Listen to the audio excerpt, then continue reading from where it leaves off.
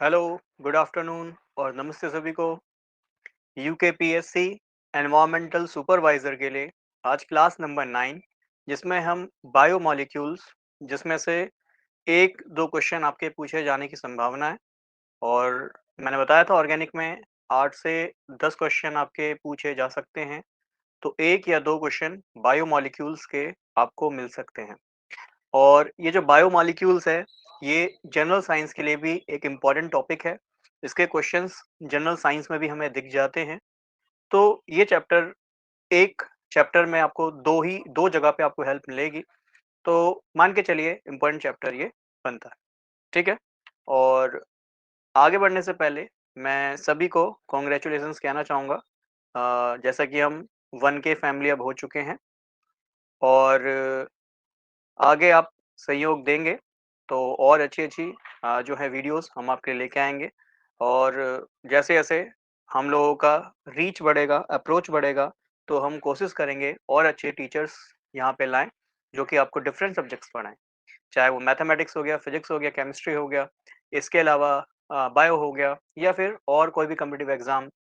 और मैं आपको बता देता हूँ कि अभी अपकमिंग एग्ज़ाम इसके बाद ये तो 19 तारीख को है और उसके बाद जो एग्ज़ाम आपके आ रहे हैं, जैसे कि यूकेपीएससी आरओएआरओ बहुत अच्छी वैकेंसी है वो। और आपके लिए वहाँ पे हेल्प ये मिलेगी कि जैसे आप जीएस की जो तैयारी इस एग्ज़ाम के लिए कर रहे हैं, मैथमेटिक्स इस एग्ज़ाम के लिए पढ़ रहे हैं, वो आपको आगे आने वाले एग्ज़ाम के लिए भी मिलेगा। आई थिंक दिसंबर में आरओएआरओ का एग्ज़ाम हो जाएगा, तो उसमें भी आपको ये हेल्प करेगा। आप देख रहे हैं 50 मार्क्स का आई थिंक उसमें मैथमेटिक्स और रीज़निंग है और 50 मार्क्स का मैथमेटिक्स रीज़निंग अगर आप यहाँ से तैयार करते हैं, तो ऑब्वियस है वहाँ भी आपको हेल्प मिलेगा। इसके अलावा हिस्ट्री की कोशिश करूँगा एक वीडियो लाने की, एक सीरीज़ लाने की, बहुत इंपॉर्टेंट क्वेश्चंस जो कि इस एग्ज़ाम में भी आपको हेल्प करें और अपकमिंग एग्ज़ाम में भी वो आपको हेल्प करेंगे, ठीक है? और एक बार फिर से thanks and congratulations to all. कल जब मैंने देखा 1K सब्सक्राइबर तो इमोशनल मोमेंट और एंथुसियास्टिक दोनों ही मोमेंट मेरे लिए था और दोनों ही मतलब कहते हैं ना बिल्कुल हैप्पी भी होना और अच्छा लगना बिल्कुल वाला मोमेंट था। बट चलिए खैर शुरू करते हैं बायोमोलिक्यूल्स। और आगे बढ़ने से पहले मैं कुछ क्वेश्चंस के आंसर देना चाहूँगा जो कि मुझे कमेंट में प्राप्त हुए हैं। जैसा कि एक बच्चे ने कहा है कि सर आप ऑर्गेनिक ही पढ़ा रहे हैं, फिजिकल के वीडियोज़ कब आप लाएँगे? तो मैं आपको बता चुका हूँ पहले भी, क्योंकि आप नए बच्चे शायद जुड़े होंगे इसलिए आपने ये क्वेश्चन कमेंट में पूछा था।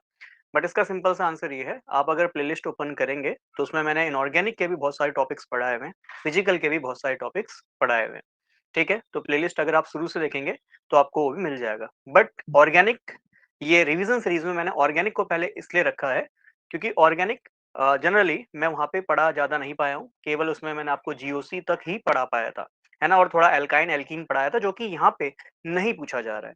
तो इसीलिए मैंने सोचा कि चलो ऑर्गेनिक से शुरुआत करता हूँ और ऑर्गेनिक के माध्यम से ही रिवीजन कराना शुरू करता हूँ और जितनी क्लासेस हो पाए उतना बढ़िया है। ठीक है? तो चलिए सबसे पहले जो आपका बायोमोलिक्यूल्स है, इस बायो अच्छा हिंदी माध्यम वाले बच्चे बिल्कुल भी टेंशन ना लें। देखो जिनको आता है मैं कहूँगा उनको ही दिक्कत आएगी। बाकी जिनको बिल्कुल नहीं आता है वो हिंदी से शुरू करें, चाहे इंग्लिश से शुरू करें, एक ही बात है। बाकी जिनको आता है तो ऑब्वियस बात है वो आसानी से हिंदी इंग्लिश समझ पा रहे होंगे। ठीक है? तो कार्बोहाइड्रेट देखो पहला ही क्वेश्चन है कार्बोहाइड्रेट्स आर क्या होते हैं कार्बोहाइड्रेट? तो यहाँ ऑप्शन में hydrate of carbon, polyhydroxy aldehyde and ketone, unsaturated compound या फिर पॉलीहाइड्रोक्सी ईस्टर। तो इसका बहुत सिंपल सा आंसर है पॉलीहाइड्रोक्सी एल्डिहाइड या फिर कीटोन। अगर आप एनसीईआरटी ओपन करते हैं तो उसमें सेम यही डेफिनेशन आपको मिलेगी। हालांकि हाइड्रेट्स ऑफ कार्बन ये भी एक पुरानी डेफिनेशन थी जिसमें बोला जाता था कि जो कार्बोहाइड्रेट हैं ये हाइड्रेट ऑफ कार्बन है। हाइड्रेट का मतलब पानी के मॉलिक्यूल के साथ कार्बन जुड़ा हुआ है, इसी को हम कार्बोहाइड्रेट कहते हैं। और जनरली इसकी डेफिनेशन भी इसी बेसिस पे रखी गई थी। क्यों? क्योंकि अगर मैं यहाँ ग्लूकोज को देखूं तो ग्लूकोज में अगर C6 कर दूं और H2O का भी 6 कर दूं तो आप देखेंगे ये ऐसा लगेगा जैसे कार्बन का ही हाइड्रेट फॉर्म है, कार्बन को ही जमा दिया है ना? इसमें 6 वाटर के मॉलिक्यूल जोड़ दिए हैं। बट एक्चुअली ऐसा नहीं है। आप इसका फॉर्मूला देखेंगे तो एक्चुअली बनेगा C6H12O6, है ना? देखो 6 की मल्टीप्लाई कर दो और ये O भी 6 है। तो ये ग्लूकोज है। इसकी वजह से हमें लगता था कि शायद कार्बोहाइड्रेट जो है हाइड्रेट ऑफ कार्बन होते होंगे। बट जब इनकी एक्चुअल स्ट्रक्चर में स्टडी करी गई तो हमें पता चला कि जो कार्बोहाइड्रेट हैं ये एक्चुअली बहुत सारे हाइड्रोक्सी मतलब OH ग्रुप से जुड़े हुए और इनमें CHO ग्रुप भी मौजूद हो सकता है या फिर कीटोन ग्रुप भी मौजूद हो सकता है। ये हमारे कार्बोहाइड्रेट होते हैं। समझाता हूँ और अच्छे से कैसे। चलो, सबसे पहले जो मैं आपको सिंपल सा कार्बोहाइड्रेट समझाना चाहूँगा, उसके माध्यम से आप उसको समझने की कोशिश कीजिएगा। ये है हमारा CHO ग्रुप, ठीक है? ये ऐसा मान के चलो पेरेंट है ना? देखो, सबसे पहले ऑब्वियस बात है, हमारे ग्रैंड पेरेंट्स आए होंगे, उनसे हमारे पेरेंट्स, देन हम, ऑब्वियस है ग्रैंड पेरेंट्स से भी उनके भी ग्रेट ओल्ड ग्रैंड पेरेंट्स, या फिर आप कह सकते हो जो कोई भी अगर एक वंशावली चल रही है तो उसमें कोई ना कोई एक ओल्डेस्ट पर्सन होंगे, उन्हीं से वो जो पूरा रिज़ाइम है वो आगे बढ़ रहा होगा। सिमिलरली यहाँ पे ये एक ऐसा पेरेंट है जिसको हम सबसे लोवेस्ट कार्बोहाइड्रेट कह सकते हैं, मतलब ये पेरेंट कार्बोहाइड्रेट कह सकते हैं। इसका नाम है ग्लिसरल एल्डिहाइड, ठीक है? ये ग्लिसरॉल से बनता है, ठीक है? ग्लिसरॉल का ऑक्सीकरण करते हैं तो ग्लिसरल एल्डिहाइड बनता है, ठीक है? बाकी जिन्होंने ग्रेजुएशन किया है तो ग्लिसरॉल, ग्लिसरल एल्डिहाइड ये सब पढ़ा होगा, ठीक? अब ये ग्लिसरल एल्डिहाइड है, 2 चीज़ें आपको यहाँ पे समझनी है। ग्लिसरल एल्डिहाइड क्या है? कार्बोहाइड्रेट का सबसे मिनिमम फॉर्म है ना? सबसे छोटा अगर कार्बोहाइड्रेट आपसे पूछा जाए, वो कौन है? वो ग्लिसरल एल्डिहाइड है। अब इस ग्लिसरल एल्डिहाइड का अगर ये OH ग्रुप राइट साइड में मौजूद है तो उसको हम डी ग्लिसरल एल्डिहाइड कहेंगे। बहुत सिंपल सी बात, बहुत सरल सा फंडा। पहचानना कैसे है भाई? 3 कार्बन है इसमें, एक कार्बन नंबर 2 यहाँ पे होगा। आपको ऑलरेडी स्टीरियो केमिस्ट्री में मैंने पढ़ाया था, जिनको नहीं पता बस ये समझ लो, जहाँ पे ये बॉन्ड जुड़े हैं वहां भी कार्बन है और ये भी कार्बन है। 3 कार्बन वाले हम यहाँ कंपोनेंट को ग्लिसरल एल्डिहाइड कह रहे हैं। इसका OH राइट साइड में मौजूद है, इसलिए हम इसको डी ग्लिसरल एल्डिहाइड कह रहे हैं। अब काफी बच्चों के मन में यह दुविधा होती है, वो एक तो डीएल फॉर्म ये वाला भी पढ़ते हैं, उन्होंने ग्रेजुएशन भी किया होगा, मास्टर्स भी किया होगा, उसमें बड़ी समस्या उन्हें आती है। एक तो ये डीएल फॉर्म पढ़ा होगा और एक ये वाला डीएल फॉर्म पढ़ा होगा जो हम यहाँ पढ़ने जा रहे हैं। ये जो कैपिटल डीएल फॉर्म है, ये रिलेटिव कॉन्फ़िगरेशन के लिए यूज़ किया जाता है। रिलेटिव मतलब जैसे मैंने आपको बताया ना, हमारा रिलेशन हमारे पेरेंट्स से है, पेरेंट का ग्रैंड पेरेंट्स से है, ग्रैंड पेरेंट्स से पेरेंट्स हुए, पेरेंट्स से हम हुए, वही कहानी है। तो ये डीएल फॉर्म कहीं न कहीं रिलेटिव कॉन्फ़िगरेशन के लिए काम आता है। कैसे काम आता है अभी समझाता हूँ, सारी बातें जो बोल रहा हूँ वो आपको समझ में भी आएगा। और ये डीएल फॉर्म डिपेंड करता है ऑप्टिकल एक्टिविटी पे, और ये मैंने आपको ऑलरेडी पढ़ाया हुआ है, ठीक है? जो बच्चे शुरू से जुड़े हुए हैं उनको ये सारी बातें अच्छे से समझ में आ रही होंगी।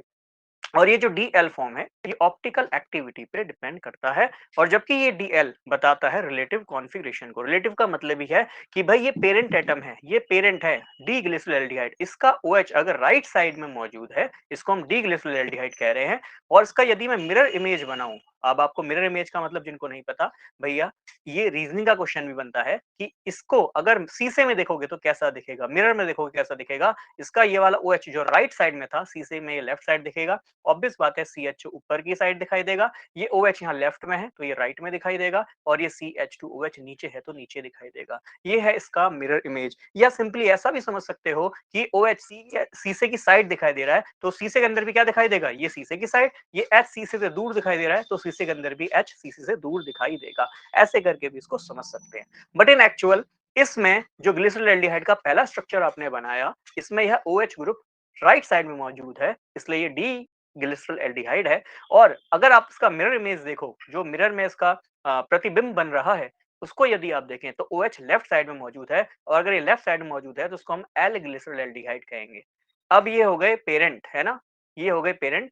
पेरेंट का जो है हमने नाम कर दिया कि भाई पेरेंट डी वाले हैं या एल वाले हैं, ठीक है? राइट वाला डी, एल फॉर लेफ्ट, है ना? तो लेफ्ट वाले के लिए एल कह रहे हैं।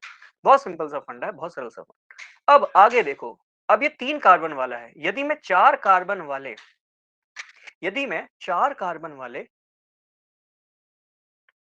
एक एल्डिहाइड को पकड़ लूं, अब हमें यहां से डेफिनेशन भी समझ में आने लगेगी, जो हमने डेफिनेशन अभी थोड़ी देर पहले देखी थी। 1 मिनट दीजिएगा। ये फिर से आज थोड़ा-सा सेटिंग में चेंज हो गया, कोई बात नहीं। यहाँ समझिए कि हमने कार्बोहाइड्रेट की जो डेफिनेशन पढ़ी है उसमें पढ़ा है पॉलीहाइड्रोक्सी। पॉली मतलब अधिक, है ना? बहुलक जिसे बोला जाता है, बहु, है ना? बहुत सारे। तो यहाँ पे बहुत सारे हाइड्रोक्सी मतलब बहुत सारे OH ग्रुप प्रेजेंट होंगे, और उसके साथ में या तो एल्डिहाइड मौजूद हो सकते हैं या फिर कीटोन। यहाँ एंड की जगह और रहेगा ना तो ये ज्यादा अच्छा ऑप्शन लगेगा, ठीक है? तो ये एंड को हटाकर मैं इसकी जगह और लिख देता हूँ। तो क्या है? पॉलीहाइड्रोक्सी एल्डिहाइड या फिर कीटोन है, या तो एल्डिहाइड ग्रुप हो सकता है वहां पे, या फिर वहां पे कीटोन ग्रुप हो सकता है। तो बहुत सारे OH के साथ अगर आपको एल्डिहाइड या कीटोन मिल रहा है, उसी को हम कार्बोहाइड्रेट कहते हैं। इतनी बात समझ में आई तो चलिए इस बात को भी समझिए। क्या यहाँ पे हमारा एल्डिहाइड ग्रुप मौजूद है ग्लिसरल एल्डिहाइड के केस में। क्या यहाँ हमारा एल्डिहाइड ग्रुप मौजूद है? हाँ जी, यहाँ CHO ग्रुप मौजूद है।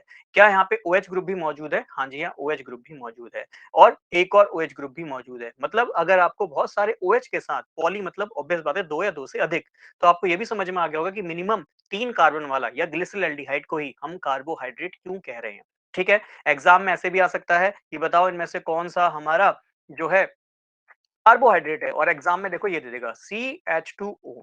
देखो CH2O भी तो कार्बन और हाइड्रेट वाली फॉर्म में लिखा है और ये आपका है क्या CH2O हमारा फॉर्मल एल्डिहाइड होता है।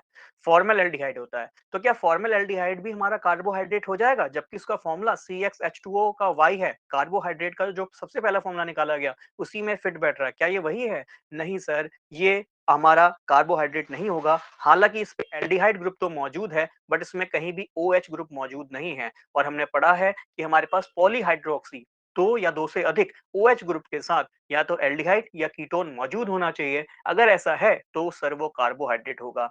मैं इससे ज्यादा डिटेल में नहीं जा रहा, इतना काफी है समझने के लिए। यदि और डिटेल में पढ़ना है तो बायोमोलिक्यूल मैं लैब असिस्टेंट जो 11 पद है उसका मैं यूट्यूब पे फ्री सीरीज चला रहा हूँ। पहले से ही चला रहा था, मैंने कहा था 1K में मेरा गिफ्ट आपके लिए हो ही जाएगा। ये सीरीज जो आ रही है ये भी एज अ गिफ्ट आपके लिए है और वो सीरीज ऑलरेडी आपके लिए गिफ्ट है।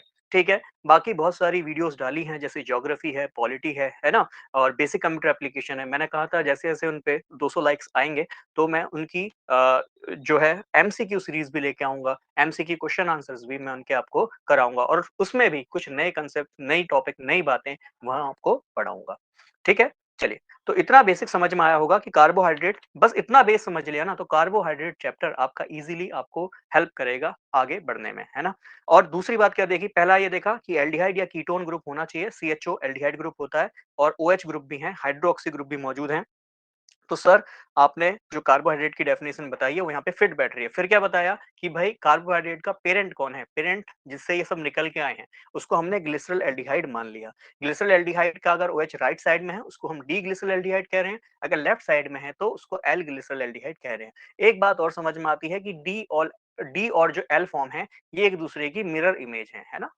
मिरर इमेज है। तो डी में हमने देखा OH राइट में है तो एल में OH लेफ्ट में है। इतनी बात हमें यहाँ पे समझ में आती है। बहुत प्यारी सी बात, बहुत सिंपल सी बात। अब इस वाले कंपाउंड को देखो, इसका नाम बनेगा इराइथ्रियोस। ठीक है? याद करना चाहो नेम अच्छी बात है, नहीं याद होते हैं तो कंसेप्ट याद करो। एग्जाम में कंसेप्ट ही आएगा। ये स्ट्रक्चर वगैरह तो ऑब्वियस है, इनको नहीं पूछेगा कि राइथ्रोस कौन है, थ्रियोस कौन है। ये सब इतने डिफिकल्ट लेवल के क्वेश्चन नहीं पूछेगा, कंसेप्ट पूछेगा। कंसेप्ट के लिए ये सारी बातें आपको समझ में आनी चाहिए। अब मैं आपसे ये कहना चाह रहा हूँ, ये जो मैंने इराइथ्रोस बनाया है, ये डी फॉर्म है या एल फॉर्म है? तो आपको तुरंत ही समझ में आ रहा होगा, सर यहाँ पे ना OH ग्रुप देखो राइट साइड में मौजूद है और ऊपर भी राइट साइड में मौजूद है। और आपने ऊपर ही पढ़ा है कि अगर OH सीधे हाथ की तरफ है, राइट साइड में है, तो वो डी फॉर्म होता है। बहुत सिंपल सी बात, बहुत सरल सी बात सर आपने हमें बताया। बिल्कुल सिंपल है? हाँ जी, बहुत सिंपल है। चलिए, अब मैं इसकी मिरर इमेज बनाता हूँ, है ना? शीशे के लिए हम ऐसे साइन बना लेते हैं। हमारा जो रीजनिंग है, उसमें भी मिरर इमेज के क्वेश्चन आते हैं, है ना? तो मिरर इमेज के जो क्वेश्चन आते हैं, उसमें भी हमें ये बातें ध्यान में रखनी है और मिरर ऐसे ही बना आपको दिखाई देगा। चलो इसका मिरर इमेज बनाओ, शीशे में कैसा दिखाई देगा? शीशे में जो ये OH शीशे की साइड है, यहाँ भी ऐसा ही दिखाई देना चाहिए और ये वाला OH भी शीशे की साइड ही दिखाई देना चाहिए। ये है CH2OH। काफ़ी बच्चों के मन में ये आ रहा होगा कि जिसका OH यहाँ लिखा है तो उसका अपोजिट साइड में लिख दो कोई समस्या नहीं है, ठीक है ना? मेन बात जो है वो यहाँ पे है। अब आपको समझ में आ रहा होगा सर पहला वाला डी इराइथ्रोज है तो दूसरे वाले का क्या नाम रखूं? तो आपको पता है इसका OH लेफ्ट साइड में है। अगर इसके पेरेंट जो कि ऊपर दिखाई दे रहे हैं उस पेरेंट का भी OH लेफ्ट साइड में था तो मैंने उसको एल फॉर्म कहा था। ये इसके भी OH लेफ्ट साइड में है तो उसका नाम भी एल हो जाएगा और ये क्या है इराइथ्रोज है तो उसका नाम हो जाएगा एल इराइथ्रोज। बहुत सिंपल सी बात, बहुत सरल सा फंडा। हमें कंसेप्ट क्या समझना है? डी और एल फॉर्म का समझना है। शुरू से इसलिए बताता हुआ चल रहा हूँ ताकि दिमाग में हमारे कंसेप्ट बैठने लगे। ठीक है? अपनी जितनी भी क्लासेस होती हैं उसमें मैं बेसिक से ही पढ़ाता हूँ। यदि आपको वीडियोज़ देखनी है तो लैब असिस्टेंट की वीडियोज़ इस पेपर के बाद ज़रूर देखिएगा और इनऑर्गेनिक या फिजिकल के लिए आप देख रहे होंगे तो उसमें भी आपने देखा होगा काफ़ी डिटेल में मैं समझाने की कोशिश करता हूँ।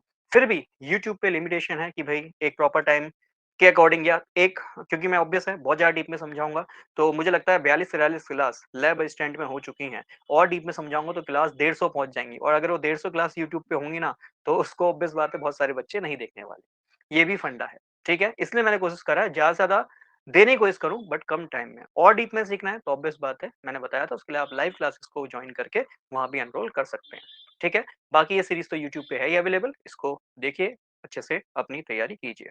अब क्या है कि मैं एक और कंपाउंड बनाता हूँ। अब यहाँ बड़ी कन्फ्यूज़न होती है कि सर अब मैं इसको डी कहूँ या एल कहूँ? क्यों? क्योंकि इसका ओएच राइट में भी है, ओएच लेफ्ट में भी है, ठीक है? और ये आपका थ्रियोज़ होता है। क्या होता है? थ्रियोज़। क्या इतने नेम याद करने हैं? नहीं, इतने नेम याद करने की आवश्यकता नहीं है। जो बातें बोलूँगा बस उनको ध्यान में रखिएगा। मिरर इमेज बना देता हूँ उसकी, ठीक है? मिरर इमेज बना देता हूँ। जब तक आप सोचिएगा कि ये डी फॉर्म होगा या एल फॉर्म होगा। जिनको पता है आंसर, अच्छी बात है, मन में सोच लिया है। कमेंट में आप लिखना चाहें आंसर, कमेंट में भी लिख सकते हैं, ठीक है? चलिए, तो इसको मैं बना देता हूँ मिरर में, तो ये OH ऐसे दिखाई देगा, H ऐसे, इसका H मिरर की साइड है, यहाँ दिखाई देगा, OH यहाँ, और इसका ये है CH2OH। ये भी क्या है? थ्रियोज़ ही है। ऑब्वियस है, दोनों मिरर इमेज हैं, तो थ्रियोज़ ही हैं, ठीक? और हालाँकि आपके सिलेबस में स्टीरियोकेमिस्ट्री नहीं है, तो क्वेश्चन ये भी बन सकता था कि डी और एल फॉर्म क्या हैं? तो ऑब्वियस बात है, ये ऐसी मिरर इमेज हैं, जो एक दूसरे पे नॉन सुपर इम्पोज़ होंगी, इसलिए एनेंटियोमर्स भी हैं, ये भी मैं ध्यान में रख सकता हूँ। ठीक है ना? एनेंटियोमर्स, बट प्लीज़ इसे फिलहाल के लिए भूल जाइए, ये आपके एग्ज़ाम में नहीं आने वाला। सेम यहाँ ये भी एनेंटियोमर ही है, बट छोड़िए, स्किप दैट। जो क्वेश्चन पूछा वो बताइए। मैं उसको डी फॉर्म कहूँ या एल फॉर्म कहूँ, या इसको डी कहूँ, एल कहूँ? क्योंकि एक ओएच राइट में भी है, लेफ्ट में भी है। सिमिलरली यहाँ ओएच लेफ्ट में और राइट में दोनों मौजूद है। जब भी ऐसी कन्फ्यूज़न आती है, तो स्टीरियोकेमिस्ट्री में पढ़ाया जाता है कि सबसे पहली बात, जो सबसे ज़्यादा ऑक्सिडाइज़ ग्रुप होता है, उसको टॉप पे रखो, रखा है, सीएचओ ग्रुप टॉप पे ही है। ये चीज़ चेक करनी ज़रूरी है। और CH2OH बॉटम पे ही है। जिनको नहीं पता ऑक्सीडाइज़ क्या है, तो मैं आपको ऑक्सीडेशन रिडक्शन पढ़ा चुका हूँ। अल्कोहल का ऑक्सीडेशन करते हैं तो हमें एल्डिहाइड मिलता है। मतलब एल्डिहाइड ज़्यादा ऑक्सीडाइज़ ग्रुप है और अल्कोहल कम ऑक्सीडाइज़ ग्रुप है। तो जो ज़्यादा ऑक्सीडाइज़ ग्रुप होता है उसको हमेशा टॉप पे ही रखना होता है, ऊपर की ओर ही रखना होता है, और जो कम ऑक्सीडाइज़ होता है उसको हमेशा बॉटम में, नीचे की ओर ही रखना होता है। ये स्टीरियोकेमिस्ट्री के रूल हैं, मेरा रूल नहीं है, ये बात ध्यान में रखना। तो जब अगर CHO ग्रुप टॉप पे है, क्यों टॉप पे समझा रहा हूँ? क्योंकि कई बार उल्टा दे देगा, CH2 को ऊपर दे देगा, OH को नीचे दे देगा, और फिर वहीं नेमिंग गलत कराओगे, है ना? वहीं डी और एल फॉर्म गलत कराओगे। तो ध्यान में रखना, CHO ग्रुप ऊपर की तरफ होना चाहिए, और उससे सेकंड लास्ट कार्बन को देखो। देखो सेकंड लास्ट ये वाला है, क्योंकि ये लास्ट है, इससे ऊपर वाला सेकंड लास्ट है। हमेशा सेकंड लास्ट कार्बन को चेक करना। सेकंड लास्ट कार्बन का यदि OH लेफ्ट में है, तो बेटा जी एल फॉर्म हो जाएगा। और सेकंड फिर से वही देखो, CHO ग्रुप टॉप पे, हाँ जी, CH2OH बॉटम पे, हाँ जी। अब सेकंड लास्ट कार्बन को देखो, सेकंड लास्ट कार्बन का OH अगर राइट में है, राइट में वाला क्या होता है? डी फॉर्म होता है। बहुत सिंपल है, बहुत सरल है। जब तक सेम सेम आ रहे थे आसान था, जैसे ही आपने पलट दिया, मामला बिगड़ गया। ठीक है? ये कितने कार्बन वाला है? सर ये 1, 2, 3, 4 कार्बन वाला है। गिन लो। 1 carbon number 1, carbon number 2, carbon number 3, carbon number 4। ये 4 कार्बन वाला है। तो इराइथ्रोस और थ्रियोस 4-4 कार्बन वाले हैं। इतनी बात समझ में आती है? हाँ जी, आती है। तो हमने देखा जो हमारा ग्लूकोज़ है, I am sorry for that, not glucose, 1 minute दीजिएगा बस को मैं पहले पेन को सिलेक्ट कर लूँ, हाँ। तो मैं आपसे बात कर रहा हूँ ग्लिसरॉल्डिहाइड की। ग्लिसरॉल्डिहाइड की बात करूँ तो उसमें कितने कार्बन है sir? Carbon number 1, carbon number 2, carbon number 3। हमने 3 कार्बन से कार्बोहाइड्रेट को पढ़ना शुरू करा है। 3 कार्बन वाला कार्बोहाइड्रेट है, हमने पढ़ा। अब ज़रा बात को समझना, इस कार्बोहाइड्रेट पे CHO ग्रुप है, और CHO ग्रुप हमारा एल्डिहाइड होता है। क्या होता है? एल्डिहाइड। अब इन कार्बोहाइड्रेट के नेम और सीख लो, किस तरीके से इनके नेम एग्जाम में पूछे जाते हैं। इस पे एल्डिहाइड ग्रुप है, तो उसके आगे मैं एल्डो लगा दूंगा, एल्डो, है ना? कितने कार्बन है सर? इस पे 3 ही कार्बन है, तो उसका नाम हो जाएगा एल्डोट्रियोज। एल्डोट्रियोज, इस बात को ध्यान रखना, बहुत सरल सी बात है।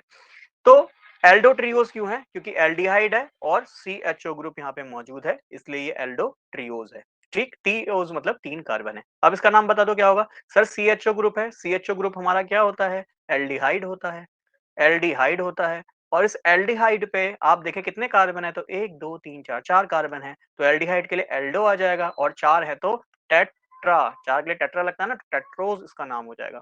ठीक है? ऐसे ही एल्डिहाइड हो और 5 कार्बन हो, तो नाम क्या बन जाएगा? एल्डोपेंटोज।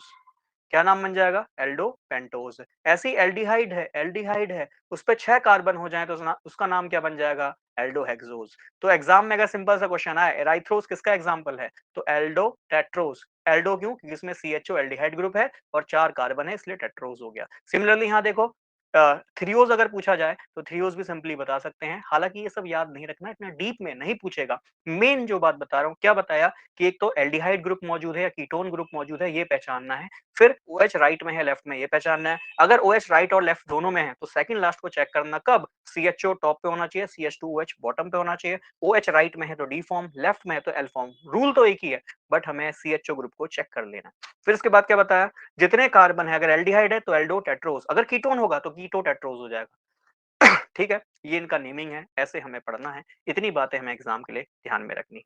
ठीक है, मैं एल्डोपेंटोज का कोई एग्जांपल नहीं ले रहा, डायरेक्ट एल्डोहेक्सोज पे आता हूं, क्योंकि देखो क्वेश्चन बहुत सिंपल है, ऐसा ही क्वेश्चन हमारे एग्जाम में दिख सकता है।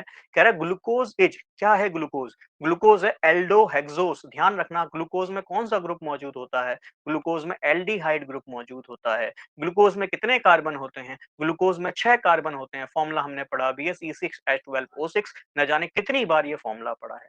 ठीक है, तो ये क्वेश्चन भी बनता है कि ग्लूकोज में कौन सा ग्रुप मौजूद होता है? ग्लूकोज में एल्डिहाइड होता है, इसीलिए एल्डिहाइड है तो एल्डो, और 6 कार्बन है तो हेक्सोस, हेक्स मतलब 6 होता है, तो एल्डो हेक्सोस इसका नेम हो जाएगा। ऐसे ही फ्रक्टोज में कीटोन ग्रुप मौजूद होता है तो उसका नाम हो जाएगा कीटो हेक्सोस, उसमें भी 6 कार्बन होते हैं, आप सभी को पता है। ग्लूकोज और फ्रक्टोज दोनों का फॉर्मूला सेम है, बचपन से पढ़ते आ रहे हैं। सेम फॉर्मूला ग्लूकोज का है, सेम फॉर्मूला फ्रक्टोज का है, पर अंतर क्या? अंतर यही है, ग्लूकोज में एल्डिहाइड ग्रुप मौजूद होता है और फ्रक्टोज में कीटोन ग्रुप मौजूद होता है। ठीक है, इनके स्ट्रक्चर से भी आपको समझाता हूँ। चलो ग्लूकोज का स्ट्रक्चर बनाते हैं और इससे मैं आपको समझाता हूँ। तो ग्लूकोज का स्ट्रक्चर देखो ऐसा होता है। ये है हमारा ग्लूकोज, है ना? जो हम खाना खाते हैं उससे हमें ग्लूकोज मिलता है। तो ये है हमारा ग्लूकोज, ये चीज आपको ध्यान में रखनी। ठीक है, ये OH, ये H, और यहाँ भी ये OH हो जाएगा, ये H हो जाएगा, और ये हो जाएगा CH2OH। ये है हमारा ग्लूकोज जो हमें खाने से प्राप्त होता है ना? तो इसमें देखो ये है कार्बन, इसका OH राइट में, बस एक थर्ड कार्बन वाला OH यहाँ पे देखना, बस ये OH लेफ्ट में होता है। इतनी बात अगर दिमाग में आ गई तो हमें समझ में आ जाएगा ये हमारा ग्लूकोज का स्ट्रक्चर है। और एग्जाम में, एक मिनट दीजिएगा भाई, एग्जाम में ये स्ट्रक्चर हमें पहचानना भी चाहिए। ठीक है, आज मुझे लगता है फिर से थोड़ा सा आज इसका पेन टैब का सेटिंग चेंज हो गया तो इसलिए थोड़ी-सी दिक्कत हो रही है। चलो कोई बात नहीं। इसका मिरर इमेज जल्दी से बनाओ। मिरर इमेज शीशे में कैसा दिखाई देगा? और मुझे ये भी आंसर दीजिए कि कौन-सा डी फॉर्म होगा और कौन-सा एल फॉर्म होगा। आई थिंक ये आंसर सभी के दिमाग में बन गया होगा। ठीक है? कौन-सा डी होगा? ये OH है और ये H है। ये ऑक्सीजन नहीं है, मैं इसको इरेज़ कर देता हूँ। ठीक है? मैं इसको 1 मिनट रुक जाइएगा, इरेज़ कर, ठीक है? चलिए मिरर इमेज बनाइए। ये H इस साइड देखेगा। अच्छा मिरर बनाना भूल गया, कोई बात नहीं, मिरर बना दीजिए। ठीक है, ये मिरर हो गया। हुँ, ये मिरर हो गया, ये H है और ये इसका OH है, और ये भी OH, 1 मिनट दीजिएगा, ये H हो जाएगा। नहीं, ये OH इस साइड दिखेगा और ये H हो जाएगा, ठीक है? और सिंपली इधर ये OH इधर दिखाई दे रहा है, H इधर दिखाई दे रहा है, और ये CH2OH है। अब बताओ, ये दोनों ही ग्लूकोज़ हैं, बट क्वेश्चन ये है कौन-सा डी ग्लूकोज़ है और कौन-सा एल ग्लूकोज़ है?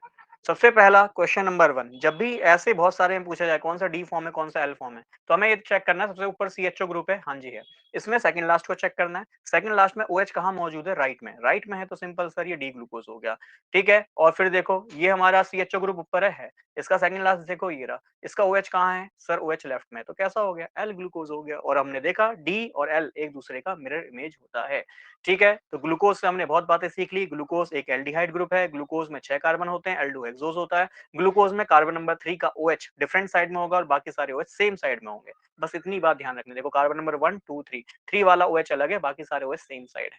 इतनी बात हमें याद करनी है, इससे हमारे बहुत सारे फंडे एग्जाम में हमें हेल्प करेंगे। ठीक है, तो हमने मेन बातें जो सीखी हैं उसको दिमाग में अच्छे से फिट कर लीजिएगा। ठीक, चलिए एक चीज और, मैं यहाँ पे कुछ ग्लूकोज को चलो एक ही बार में मैं आपको फिनिश करा देता हूँ। ठीक है, ग्लूकोज का जितना भी रिएक्शन वगैरह है वो सब एक ही बार में आपको कंप्लीट करा देता हूँ। चलो ग्लूकोज को ही अच्छे से पढ़ लेते हैं। मैं सोचा था फ्रक्टोज भी बना के दिखाऊं, बट कोई बात नहीं, पहले ग्लूकोज को ही अच्छे से पढ़ लो। ठीक है, हमने पढ़ा ये OH होगा, ये H होगा, 6 कार्बन है। अच्छा, कार्बोहाइड्रेट की डेफिनेशन भी समझ में आ रही होगी कि सर कार्बोहाइड्रेट है क्योंकि इसमें बहुत सारे OH हैं, पॉलीहाइड्रोक्सी, बहुत सारे OH होने चाहिए, हाइड्रोक्साइड ग्रुप होने चाहिए, है ना? तो पॉलीहाइड्रोक्सी है ये ग्रुप। ठीक है, ये वाला लाइन ज़्यादा लंबी आ गई, कोई बात नहीं है, CH2OH है।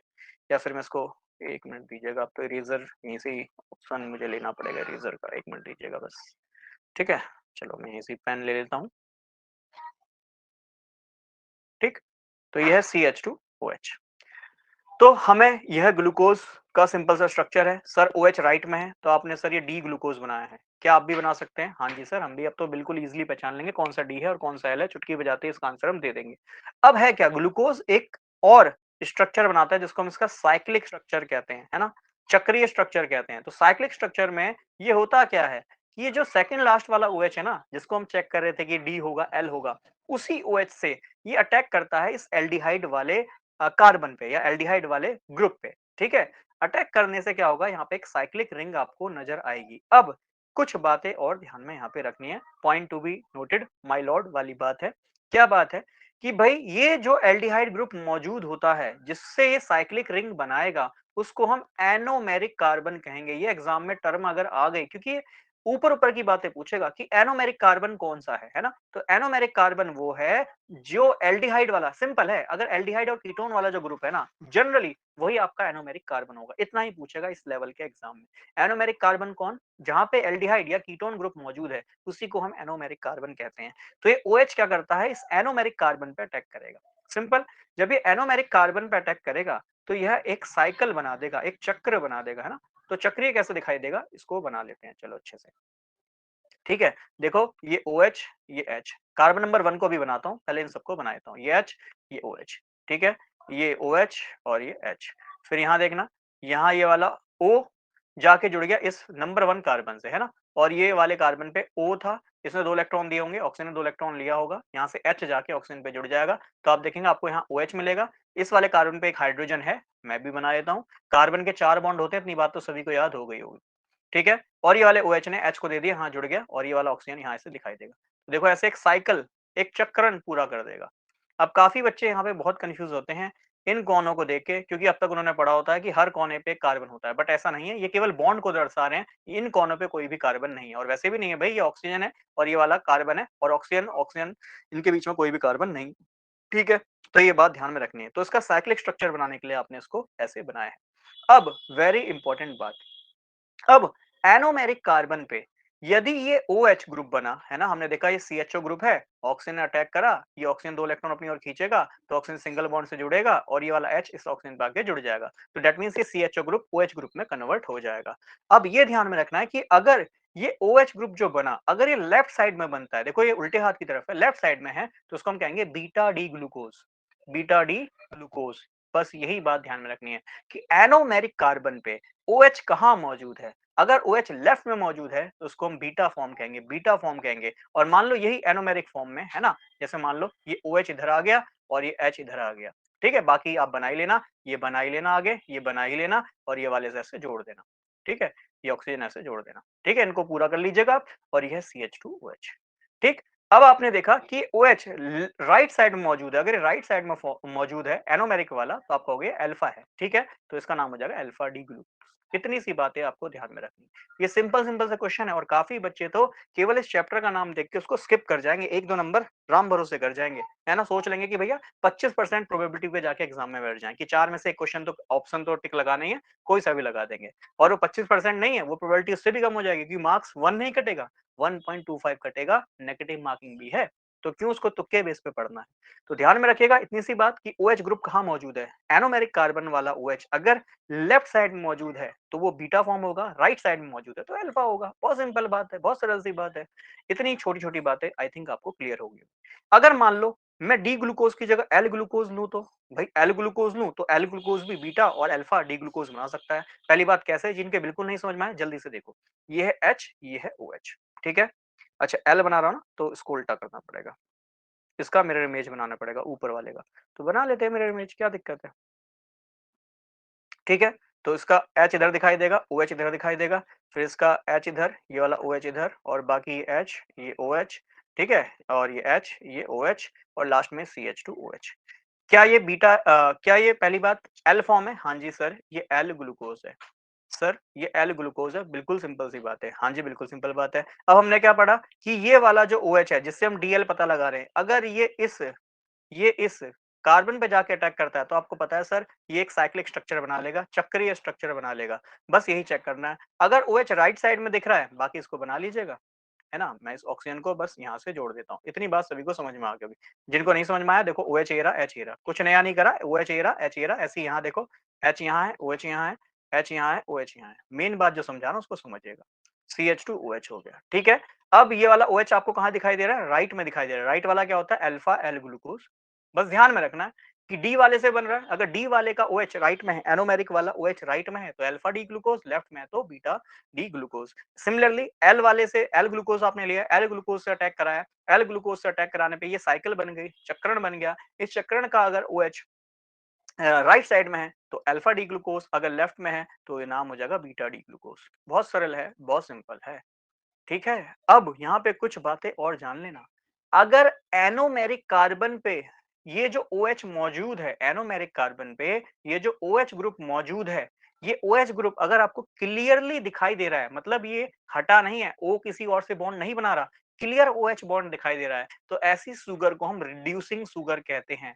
अब ये क्वेश्चन वे हैं जो जनरली पूछे जाते हैं IIT जेईई, नीट में और IIT जैम में, ये बहुत सारे एग्जाम में है। नेट तक में ये पूछा गया है काफी बार कि रिड्यूसिंग शुगर कौन है और नॉन रिड्यूसिंग शुगर कौन है। अगर इतना सिंपल सा फंडा बनता है, ऑप्शन मान लो पेपर जो आपका कोई क्वेश्चन अगर ऐसा आता है, स्टेटमेंट वाला क्वेश्चन आता है, तो उसमें ऐसा प्रश्न बनता है क्या? Anomeric carbon. एनोमेरिक कार्बन कौन है? वो एल्डिहाइड या कीटोन वाला कार्बन, उसको हम एनोमेरिक कह रहे हैं क्योंकि उसी पर अटैक होगा, वही ग्रुप OH ग्रुप में कन्वर्ट होगा। एनोमेरिक कार्बन वाला OH फिर वही राइट में है तो डी अल्फा फॉर्म, अगर लेफ्ट में है तो उसका बीटा फॉर्म, और वो OH जैसा है वैसे का वैसा दिखाई दे रहा है, OH पूरा का पूरा दिखाई दे रहा है, तो उसको हम रिड्यूसिंग शुगर बोलेंगे। रिड्यूसिंग शुगर का मतलब ये है कि वो टोलन टेस्ट देगा, मतलब वो शुगर रिड्यूस हो जाएगी टोलन की प्रेजेंस में। टोलन का काम होता है ऑक्सीडेशन करने का और इस ग्रुप का काम होता है रिडक्शन करने का। यही तो रिएक्शन चलती है, अगर एक ऑक्सीडेशन करेगा तो दूसरा रिडक्शन करेगा।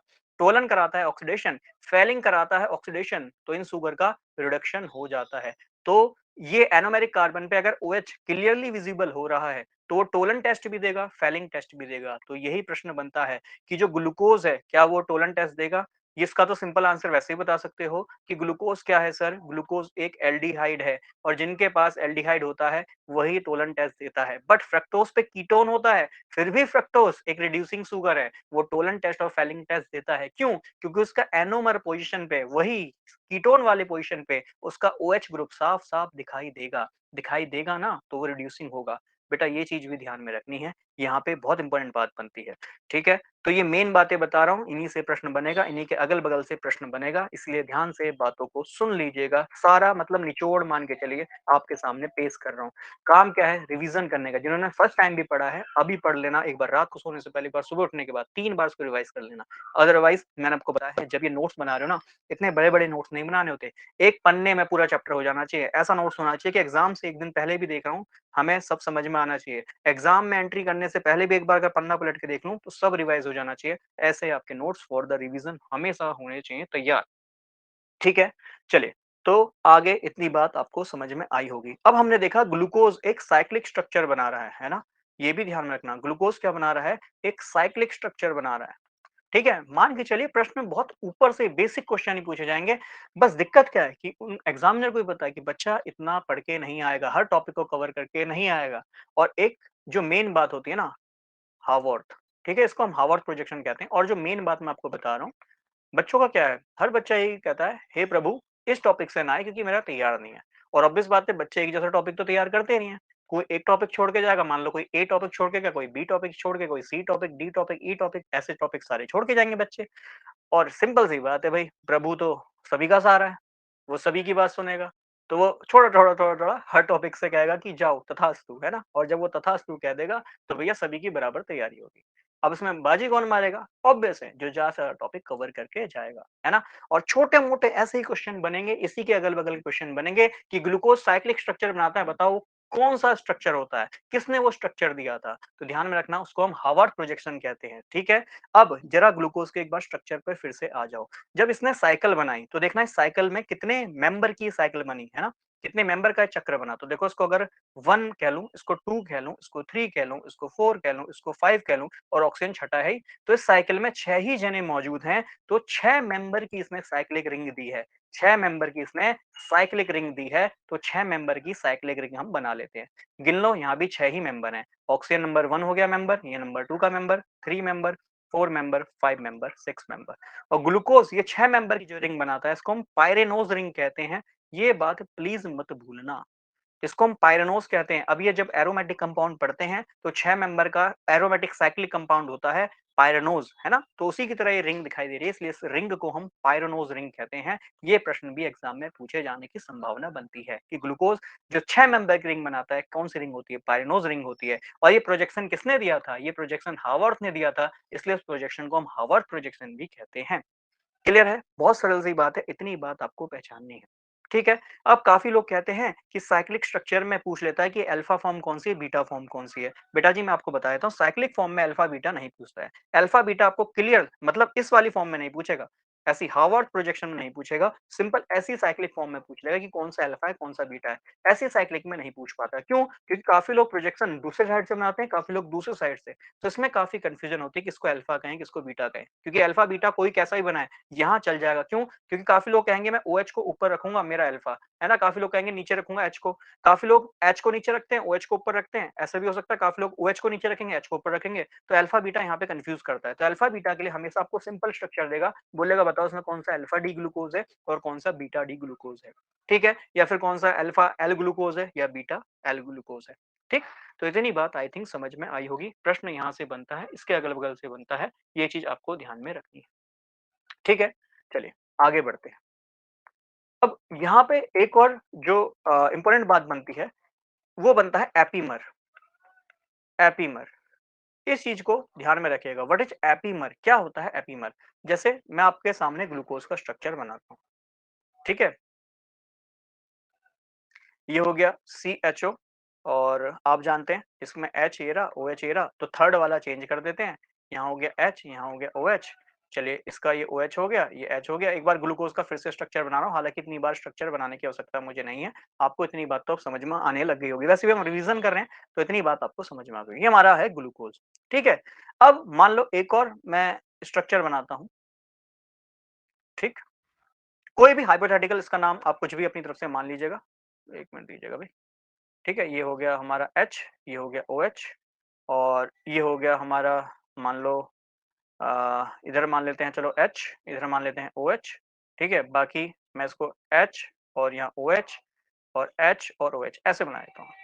ठीक है? इस एग्ज़ाम्पल से समझा देता हूँ। देखो नेम मुझे भी सभी के याद नहीं है, जो मेन-मेन है मैं उनके केवल नेम याद रख रखा हूँ, ठीक है? और क्योंकि प्रैक्टिस चाहिए होती है, इसका भी कुछ नेम होगा पक्का, ठीक है? तो ये ग्लूकोज़ है, ग्लूकोज़ और ये जो भी कंपाउंड है, एक्स-वाई-ज़ेड जो भी इसका नाम मानो, क्वेश्चन ये आता है कि बताओ क्या ये दोनों आपस में एपीमर हैं? और एपीमर अगर है भी तो कौन से कार्बन पे एपीमर दिखाई दे रहे हैं? तो पहली बात एपीमर क्या होता है?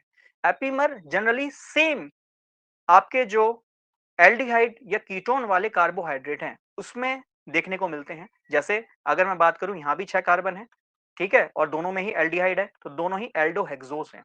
दोनों ही एल्डोहेक्सोस हैं, सभी को समझ में आ रहा होगा क्योंकि दोनों में CHO ग्रुप मौजूद है और 6 ही कार्बन मौजूद हैं, दोनों ही एल्डोहेक्सोस हैं। अब दोनों ही सेम जब एल्डोहेक्सोस हों या कीटोहेक्सोस हों, तो उसमें ये चेक करना होता है कि किस कार्बन पे आपको H और OH अलग-अलग दिखाई दे रहे हैं, सिंपल सी भाषा समझा रहा हूँ, ठीक है? तो देखो यहाँ CHO ऊपर है, इसके भी CHO टॉप पे है, इसका भी H लेफ्ट में, OH राइट में है, सिमिलरली यहाँ भी दिखाई दे रहा है। अब यहाँ आ जाओ, यहाँ H और OH देखो H और OH सेम साइड है, यहाँ भी H और OH लेफ्ट में, राइट में, सिमिलरली यहाँ भी है और लास्ट में CH2OH है, यहाँ भी है। बट जब मैं कार्बन नंबर 3 को देखूँ, तो कार्बन नंबर 3 पे इसका OH लेफ्ट में है, तो इसका OH राइट में है। दैट मीन्स एपीमर एक सेम कार्बोहाइड्रेट में, सेम नंबर ऑफ कार्बोहाइड्रेट में अगर आप देखो, तो उसमें वो कार्बन होगा जहाँ पे H और OH की पोजीशन अलग-अलग होगी, उसी पोजीशन को हम एपी या उसी एल्डिहाइड्स को या मैं बोलूँ सिंपल कार्बोहाइड्रेट को 1 मिनट दीजिएगा, उसी कार्बोहाइड्रेट को हम क्या बोलेंगे? 1 मिनट दीजिएगा, मैं इसे रफ ही कर दूँ थोड़ा-सा, ये पता नहीं कहाँ-कहाँ लिखा जा रहा है। चलिए, तो हाँ, मैंने क्या बोला कि आप किसी भी सेम क्लास ऑफ एल्डिहाइड या कीटोन के कार्बोहाइड्रेट को देखो, तो आपको बस ये चेक करना होता है किस पोजीशन पे OH और H की पोजीशन अलग-अलग है। जिस पोजीशन पे अलग होगी, उसी को हम एपीमर कहेंगे, उसी पोजीशन को हम एपीमर कहेंगे। और ये कौन-सा कार्बन है? तो carbon number 1, carbon number 2, carbon number 3। तो मैं कहूँगा ये दोनों कंपाउंड C3 पे, कार्बन नंबर 3 पे क्या है? एपीमर हैं।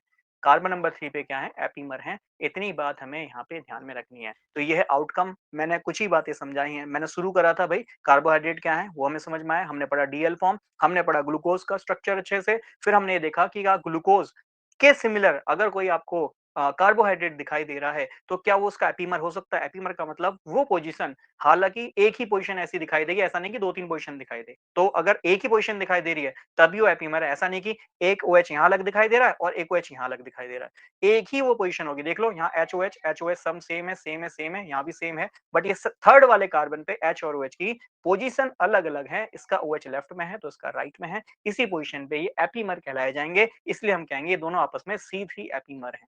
C3 एपीमर है। अगर इतना डीप में आया तो एपीमर से क्वेश्चन आएगा, अदरवाइज़ इतना डीप में क्वेश्चन आपका नहीं जाएगा, ऊपर-ऊपर से क्वेश्चन पूछने की कोशिश करेगा। ठीक है? अब इसके अलावा एक और जो बात हमें ध्यान रखनी है, वो है म्यूटा रोटेशन। म्यूटा रोटेशन ये भी ज़रा ध्यान में रखिएगा, ये म्यूटा रोटेशन है क्या? अभी थोड़ी देर पहले मैंने अब देखो मैं बार-बार स्ट्रक्चर नहीं बना रहा, मैं बस डायरेक्टली आपको समझा रहा हूँ इन शॉर्ट। अगर आपके पास मान लो अल्फा डी ग्लूकोज़ है, अब होता क्या है कि जो अल्फा डी ग्लूकोज़ है, ये कन्वर्ट हो जाता है ईज़िली बीटा डी ग्लूकोज़ में। हमने बताया अल्फा डी ग्लूकोज़ मतलब ये जो ओएच ग्रुप होगा, वो कहाँ मौजूद है? सर ये ओएच ग्रुप राइट साइड में मौजूद है। कहाँ पे? एनोमेरिक कार्बन पे। सर ये एनोमेरिक कार्बन क्या होता है? वो एल्डिहाइड वाला कार्बन या फिर वो कीटोन वाला कार्बन, उसको हम एनोमेरिक कार्बन कहते हैं। अगर ओएच राइट में मौजूद है तो अल्फा फॉर्म, अगर ये लेफ्ट में मौजूद है तो उसको हम बीटा फॉर्म कहते हैं। क्लियर है? ये अल्फा फॉर्म और बीटा फॉर्म आपस में कन्वर्ट होती रहती हैं, चेंज होती रहती हैं। जब ये चेंज होती हैं तो इनके बीच में एक और मिक्सचर बनता है जिसको हम इक्विलिब्रियम मिक्सचर कहते हैं। इक्विलिब्रियम आप सभी को पता है ऐसी स्टेट होती है जहाँ पे रिएक्शन का आगे जाने का रेट बराबर होता है पीछे आने के रेट के। दैट मीन्स रिएक्शन आगे की ओर जा रही है, उसका दर बराबर होगा पीछे आने के दर के। ठीक है? तो रेट ऑफ फॉरवर्ड डायरेक्शन बराबर होता है रेट ऑफ बैकवर्ड डायरेक्शन के। इसको हम इक्विलिब्रियम कंडीशन कहते हैं। मतलब इस कंडीशन से वापस अल्फा डी ग्लूकोज में भी कन्वर्ट हो सकता है और बीटा डी ग्लूकोज में भी कन्वर्ट हो सकता है। तो अल्फा डी ग्लूकोज और बीटा डी ग्लूकोज आपस में इंटर कन्वर्ट होती हैं और जब ये इंटर कन्वर्ट होती हैं तो कुछ बातों को ध्यान में रखना। जो ये ग्लूकोज होता है ना, ये ऑप्टिकली एक्टिव होता है, इस बात को ध्यान में रखना। अब ये ऑप्टिकली एक्टिव क्या है, ये सब मैं आपको स्टीरियो केमिस्ट्री में पढ़ा चुका हूँ, बट फिर भी एक छोटी सी बात ध्यान में रखना। होता क्या है, हमारे पास एक लाइट का सोर्स होता है, एक ऐसा सोर्स जिसमें से लाइट निकल रही है ना, प्रकाश निकल रहा है। अब जब लाइट यहाँ से निकलेगी तो ऑब्वियस बात है इस लाइट के डिफरेंट डिफरेंट वेव फ्रंट होते हैं। मतलब ये लाइट जो है ना, इनकी वेव अलग-अलग डायरेक्शन में जाती हैं। जैसे सूरज की रोशनी, अगर आपसे मैं कहूँ सूरज को आप केवल अपनी नेक्ड आइज से देखिए, नग्न आँखों से देखिए, तो आप देख नहीं पाएँगे। आप कहेंगे सर मेरी आँखें चौंधिया रही हैं। इसीलिए इस रेज़ को हम क्या करते हैं, एक प्रिज़्म से पास कराते हैं, निकोल प्रिज़्म से। जब ये निकोल प्रिज़्म से पास होती है, तो ये लाइट के जो वेव फ्रंट होते हैं, ये जिस डायरेक्शन में लाइट जा रही है, आप सभी को पता है, लाइट हमेशा स्ट्रेट लाइन में ट्रैवल करती है। तो लाइट देखो ये सोर्स है, तो सीधी रेखा में लाइट ट्रैवल करेगी और उसके वेव फ्रंट हर डायरेक्शन में जा रहे थे। जैसे ही मैंने इसको निकोल प्रिज़्म से पास कराया, ये प्रिज़्म निकोल के द्वारा बनाया गया था, इसलिए इसका नाम निकोल प्रिज़्म है। इस प्रिज़्म से होता क्या है कि ये लाइट जो है इसके डिफरेंट डिफरेंट वेव फ्रंट जा रहे थे, अब वो क्या हो जाएंगे, परपेंडिकुलर हो जाएंगे, लंबवत हो जाएंगे जिस डायरेक्शन में लाइट जा रही है। और जैसे ही इसको सॉल्यूशन से पास कराया जाए, वो सॉल्यूशन अगर इस लाइट को मोड़ दे, देखो मोड़ दे, अगर ये सीधे हाथ की तरफ मोड़ दे, देखो ये लाइट परपेंडिकुलर है, परपेंडिकुलर लाइट को सीधे हाथ की ओर मोड़ दे, देखो सीधे हाथ की ओर मोड़ दे, था ऐसी लाइट, इसको ऐसे मोड़ दिया तो सीधे हाथ की ओर मोड़ दे, इसको हम कहते हैं dextro rotatory. Dextro rotatory rotatory, जिसको हम स्मॉल डी भी कहते हैं। तो कैपिटल डी और स्मॉल डी का यही अंतर होता है, इसलिए इसको हम प्लस से भी रिप्रेजेंट करते हैं काफी जगह पे, है ना, या तो स्मॉल डी लिखते हैं या प्लस का साइन बना देते हैं। और ये अगर उल्टी साइड मोड़ दे, तो उसको हम कहते हैं लीवो रोटेटरी। बस समझाने के लिए बता रहा हूँ, बाकी ये सब मैं कंसेप्ट ऑलरेडी स्टीरियो केमिस्ट्री में पढ़ा चुका हूँ। ठीक है? तो लीवो रोटेटरी इसे कहेंगे, जिसे हम एल फॉर्म या फिर माइनस फॉर्म से भी डिटरमाइन कर देते हैं। ठीक? तो alpha D glucose optically active है, मतलब ऐसे सॉल्यूशन या ऐसी कोई भी चीज, जैसे डी ग्लूकोज का मैंने सॉल्यूशन बनाया, वो सॉल्यूशन अगर लाइट को मोड़ पा रहा है, अगर जो भी लाइट को मोड़ पाए, चाहे प्लस में डी फॉर्म में, चाहे माइनस में एल फॉर्म में, तो उसी को हम ऑप्टिकल एक्टिव कहते हैं। ऑप्टिक मतलब लाइट, लाइट के प्रेजेंस में एक्टिव है, काम कर रहा है, जादू है, धूप मांग रहा है ना, तो ऑप्टिकली एक्टिव है। और जो लाइट के प्रेजेंस में काम ना करे, मतलब लाइट को मोड़ ना पाए, है ना, लाइट आई सीधी की सीधी पास हो गई, जैसे आ रही है ऐसे कैसे पास हो गई, उसको हम कहते हैं ऑप्टिकली इनएक्टिव। मतलब लाइट के प्रेजेंस में इनएक्टिव है, काम नहीं कर पाएगा। एक्टिव मतलब काम कर पाएगा, इनएक्टिव मतलब काम नहीं करेगा। तो ग्लूकोज भी लाइट के प्रेजेंस में ऑप्टिकली एक्टिव है, ये भी लाइट को मोड़ पाता है। किस डायरेक्शन में मोड़ पाता है, इसको समझने की कोशिश कीजिएगा। होता क्या है, सोडियम लैंप से लाइट निकल रही है। अब ये सोडियम लैंप क्या है, एक लाइट का सोर्स है। उससे डी लाइन, सोडियम की बहुत सारी लाइन होती हैं जिसमें डी और एल लाइन मेजर लाइन होती हैं। अब ये डीएल ये वाला डीएल नहीं है, वहां पे अलग अलग वेवलेंथ को अलग अलग नंबर दिया गया ए बी सी डी करके। तो डी एक सोडियम की वेवलेंथ है 5890 एंगस्ट्रॉम समथिंग लाइट होती है। बट छोड़ो वो सब, कभी डिटेल में पढ़ना है, कभी उसके बारे में बाद में चर्चा करेंगे। फिलहाल क्या ध्यान में रखना है कि लाइट का एक सोर्स है, ठीक है, उससे लाइट निकल रही है। तो ऑप्टिकली एक्टिव वो कंपाउंड होंगे जो लाइट को मोड़ पा रहे होंगे सीधी डायरेक्शन में उल्टी डायरेक्शन में। सीधी वाले को डी फॉर्म या प्लस फॉर्म कहूंगा, उल्टी डायरेक्शन में मोड़ रहा है, उल्टे हाथ की तरफ मोड़ रहा है, उसको हम लेफ्ट फॉर्म या levo rotatory, L for left L for levo इसलिए कह रहा हूं जिसमें अगर याद कर लेंगे तो आसानी से याद हो जाएगा। L for left, laevo rotatory या फिर माइनस फॉर्म इसको कह सकते हैं। ठीक है, तो ऐसा देखा गया जो अल्फा डी ग्लूकोज है लाइट को मोड़ पा रहा है, कितना मोड़ पा रहा है, प्लस 112 डिग्री। समझ पा रहे हैं, 1012 हो गया, हम सॉरी एक एक एक्स्ट्रा लगा दिया, 112 है। ठीक है, 112 डिग्री है। तो लाइट को 112 डिग्री मोड़ पा रहा है, मतलब ये सीधे हाथ की तरफ मोड़ रहा है, प्लस का मतलब सीधे हाथ की ओर मोड़ रहा है। क्लियर? अब जरा समझना, ये अल्फा डी ग्लूकोज जब बीटा डी ग्लूकोज में कन्वर्ट हुआ तो ये लाइट का रोटेशन, बीटा डी ग्लूकोज थोड़ा सा लाइट को कम मोड़ पाता है, तो केवल ये 19 डिग्री ही मोड़ पाएगा। समझना इस बात को, अल्फा डी ग्लूकोज 112 डिग्री मोड़ पा रहा है, बीटा डी ग्लूकोज केवल 19 डिग्री ही मोड़ पा रहा है। ठीक है, ये लाइट को यहां से यहां तक मोड़ने का जो पूरा तरीका है, इसी को हम म्यूटा रोटेशन कहते हैं। म्यूटा मतलब म्यूचुअल, आपस में इनका क्या रोटेशन हुआ है, इसी को हम कहते हैं म्यूटा रोटेशन। रोटेशन, म्यूचुअल रोटेशन भी इसको कह सकता हूं, शॉर्ट में म्यूटा रोटेशन ये बन जाता है। म्यूटा रोटेशन का मतलब ये है कि भाई लाइट आपने कितनी रोटेट कर दी है, 112 से 19 डिग्री तक आपने रोटेट करी है। कब? जब आपने अल्फा डी ग्लूकोज को बीटा डी ग्लूकोज में कन्वर्ट करा, इसी को हम म्यूटा रोटेशन कहते हैं। मतलब एक फॉर्म, एक अल्फा फॉर्म को बीटा फॉर्म में चेंज करने में लाइट के, मतलब जो लाइट थी ऑप्टिकली एक्टिव जो कंपाउंड था, ये लाइट को रोटेट कर पा रहा है। अच्छा एक चीज और जानना, अगर कोई ऐसा सॉल्यूशन है जिसका अल्फा डी मतलब ये जो रोटेशन की वैल्यू है ये जीरो आ जाए, जीरो आने का मतलब ये ऑप्टिकली इनएक्टिव है, मतलब वो लाइट को घुमा ही नहीं पा रहा है ना। और जीरो से ज्यादा है, प्लस 19 है, मतलब ये सीधे हाथ की ओर मोड़ रहा है। 112 डिग्री, ये सीधे हाथ की ओर 112 डिग्री मोड़ पा रहा है। ठीक है, तो हमने देखा कि भाई म्यूटा रोटेशन का मतलब अल्फा डी ग्लूकोज से बीटा डी ग्लूकोज जाने में लाइट के पाथ में कुछ चेंज आया, 112 डिग्री से 19 डिग्री रह गया, इसी को हम म्यूटा रोटेशन कहते हैं। दिमाग में बात को रख लेना, सिंपल सिंपल सी डेफिनेशन है, पूछी जाती हैं कि भैया अल्फा डी ग्लूकोज से बीटा डी ग्लूकोज में ये जो 112 डिग्री से 19 डिग्री का चेंज आया, इसको क्या कहते हैं। स्टेटमेंट का क्वेश्चन आ गया, ध्यान में रखना, म्यूटा रोटेशन कहते हैं। रिवीजन यही करना होता है। ठीक है, तो एपीमर, म्यूटा रोटेशन, ये एनोमर कार्बन, है ना, ये सिंपल सिंपल सी टर्म बनती है। Alpha D glucose, beta D glucose, Harvard projection क्या है, साइक्लिक प्रोजेक्शन को हम हार्वर्ड प्रोजेक्शन कह रहे हैं, है ना, ये सब हमें दिमाग में रखना होता है। ठीक, तो ग्लूकोज की जल्दी से अब रिएक्शंस भी कंप्लीट कर लेते हैं। ठीक है, थोड़ी क्लास आज लेंथी हो जाएगी बट कोई बात नहीं, एक ही क्लास में हम सारा सब कुछ कवर कर लेंगे। ठीक है, तो ग्लूकोज की रिएक्शन भी कर लेते हैं। तो देखो ग्लूकोज में हमें दो चीज ध्यान में रखनी है, इसकी जो रिएक्शन होगी ना, इसमें एक तो एल्डिहाइड ग्रुप मौजूद है और दूसरा अल्कोहल मौजूद है। बस इतनी सी बात अगर दिमाग में रख ली तो उसकी रिएक्शन आपके दिमाग में बैठ जाएंगी। एल्डिहाइड से रिएक्शन होगी एक तो, या फिर अल्कोहल से रिएक्शन होगी, इतनी ही बात ध्यान में रखना है। एल्डिहाइड से कौन कौन रिएक्शन करेगा तो मैं ये आपको ऑलरेडी पढ़ा चुका हूं। जैसे एल्डिहाइड में हम NH2OH ऐसे ग्रुप डाल दें, है ना, ये हाइड्रोक्सिल अमाइन हो गया, इसका नाम हाइड्रोक्सिल अमाइन। हाइड्रोक्सिल मतलब OH ग्रुप है और NH2 ग्रुप मतलब अमाइन है। तो हाइड्रोक्सिल अमाइन इसमें अगर डालूं तो क्या होगा, देखो ये वाला ऑक्सीजन और ये वाला H2 ग्रुप यहां से निकल जाएगा। जब ये निकल जाएगा तो बाकी तो सब कुछ सेम मिलेगा, बस ये एल्डिहाइड वाले इस पे आपको ये मिल जाएगा जिसको हम हाइड्रोक्सीन कहते हैं। ठीक है, हाइड्रोक्सीन, हाइड्रोक्सिम इस ग्रुप को कहा जाता है। बाकी सब आपको नीचे जितने भी ग्रुप है ना, ये OH, फिर आप जानते हो ये H और ये OH। अब काफी लोगों को लग रहा होगा मैंने ये ऐसे ही बना दिया, कोई बात नहीं, बना लो, ग्लूकोज का पूरा स्ट्रक्चर बना लो। ठीक है, तो रिएक्शन ऑफ ग्लूकोज करके मैं हेडिंग डाल देता हूँ।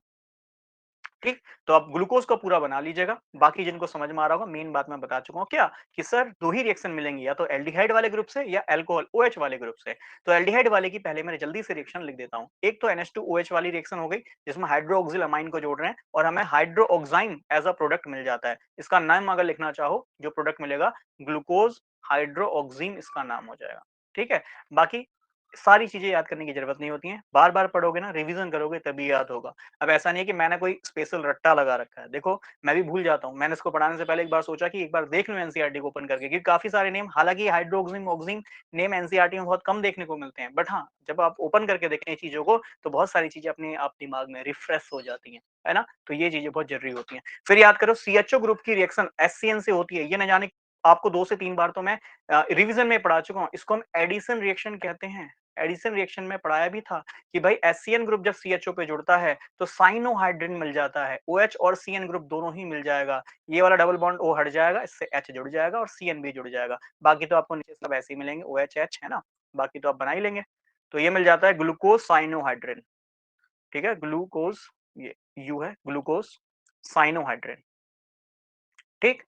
तो सबसे पहली छोटी सी बात हमने ये ध्यान में रखी कि जो कार्बोनिल ग्रुप है या एल्डिहाइड ग्रुप है, इससे क्या रिएक्शन होंगी। कीटोन से भी सेम ऐसी रिएक्शन दिखेंगी, क्यों? क्योंकि ये जो रिएक्शन है ना हाइड्रोक्साइम वाली, एससीएन वाली, ये कार्बोनिल ग्रुप पे ही हो रही है। और कार्बोनिल ग्रुप आपको बताया था ये कॉमन होता है, एल्डिहाइड में भी सीओ ग्रुप मौजूद होता है, कीटोन में भी होता है। तो ये कार्बोनिल ग्रुप की रिएक्शन है। सेम आपका जो फ्रक्टोज है उसमें भी यही रिएक्शन देखने को मिलेंगी। तो फ्रक्टोज में मैं रिएक्शन अलग से नहीं पढ़ाने वाला, बस एग्जाम में यही पहचानना है कि ग्लूकोज में सीएचओ ग्रुप है तो NH2OH से भी रिएक्शन करी है, HCN से भी हमने रिएक्शन करी है। ये सब हमने ऑलरेडी पढ़ा हुआ है। चलिए, ये थी हमारी ग्लूकोज की रिएक्शन जो हमने पढ़ी सीएचओ ग्रुप से। अब अल्कोहल वाले ग्रुप से भी रिएक्शन देख लेते हैं। तो हम जानते हैं ग्लूकोज में सीएचओ ग्रुप मौजूद होता है, फिर ये H और OH ग्रुप मौजूद होता है ना। ऐसे ही यहाँ पे HOH होगा, बाकी आप बना लीजिएगा खुद से नीचे, ठीक है। HOH इस ग्लूकोज को पूरा बनाइएगा, ये आपका काम है। अब देख लेते हैं अल्कोहल से कौन-कौन सी रिएक्शन होती है। सबसे पहले होती है एसिटिक एनहाइड्राइड की रिएक्शन, ठीक है जी। क्या होता है ये एसिटिक एनहाइड्राइड? ये हमारा ये ग्रुप होता है CH3 C double bond O O C double bond O CH3। यहाँ से एक बात और याद रख लेना, ऑक्सीजन जब दो सेम ग्रुप, देखो CH3 CHO CH3 CH2 यहाँ भी ग्रुप मौजूद है, ऑक्सीजन जब ब्रिज की तरह आ जाए, उन दोनों के बीच में एक पुल की तरह दिखाई दे, तो उसको हम हमेशा एनहाइड्राइड कहते हैं। ये भी ध्यान में रख लेना, ठीक है। रटने की जरूरत नहीं होती है, कुछ समझने वाली बात है। और ये एसिटो ग्रुप होता है तो इसलिए इसका नाम हो जाता है एसिटिक एनहाइड्राइड। तो एसिटिक एनहाइड्राइड आपको यहाँ पे गिवन है। जैसे एसिटिक एनहाइड्राइड ग्रुप की रिएक्शन इस OH वाले ग्रुप से होती है, तो ध्यान रखना ये OH ग्रुप और ये CH3O वाला पूरा ग्रुप, मैं इसको 1 मिनट रफ कर दूं हल्का सा और पेन भी चेंज कर लेता हूं,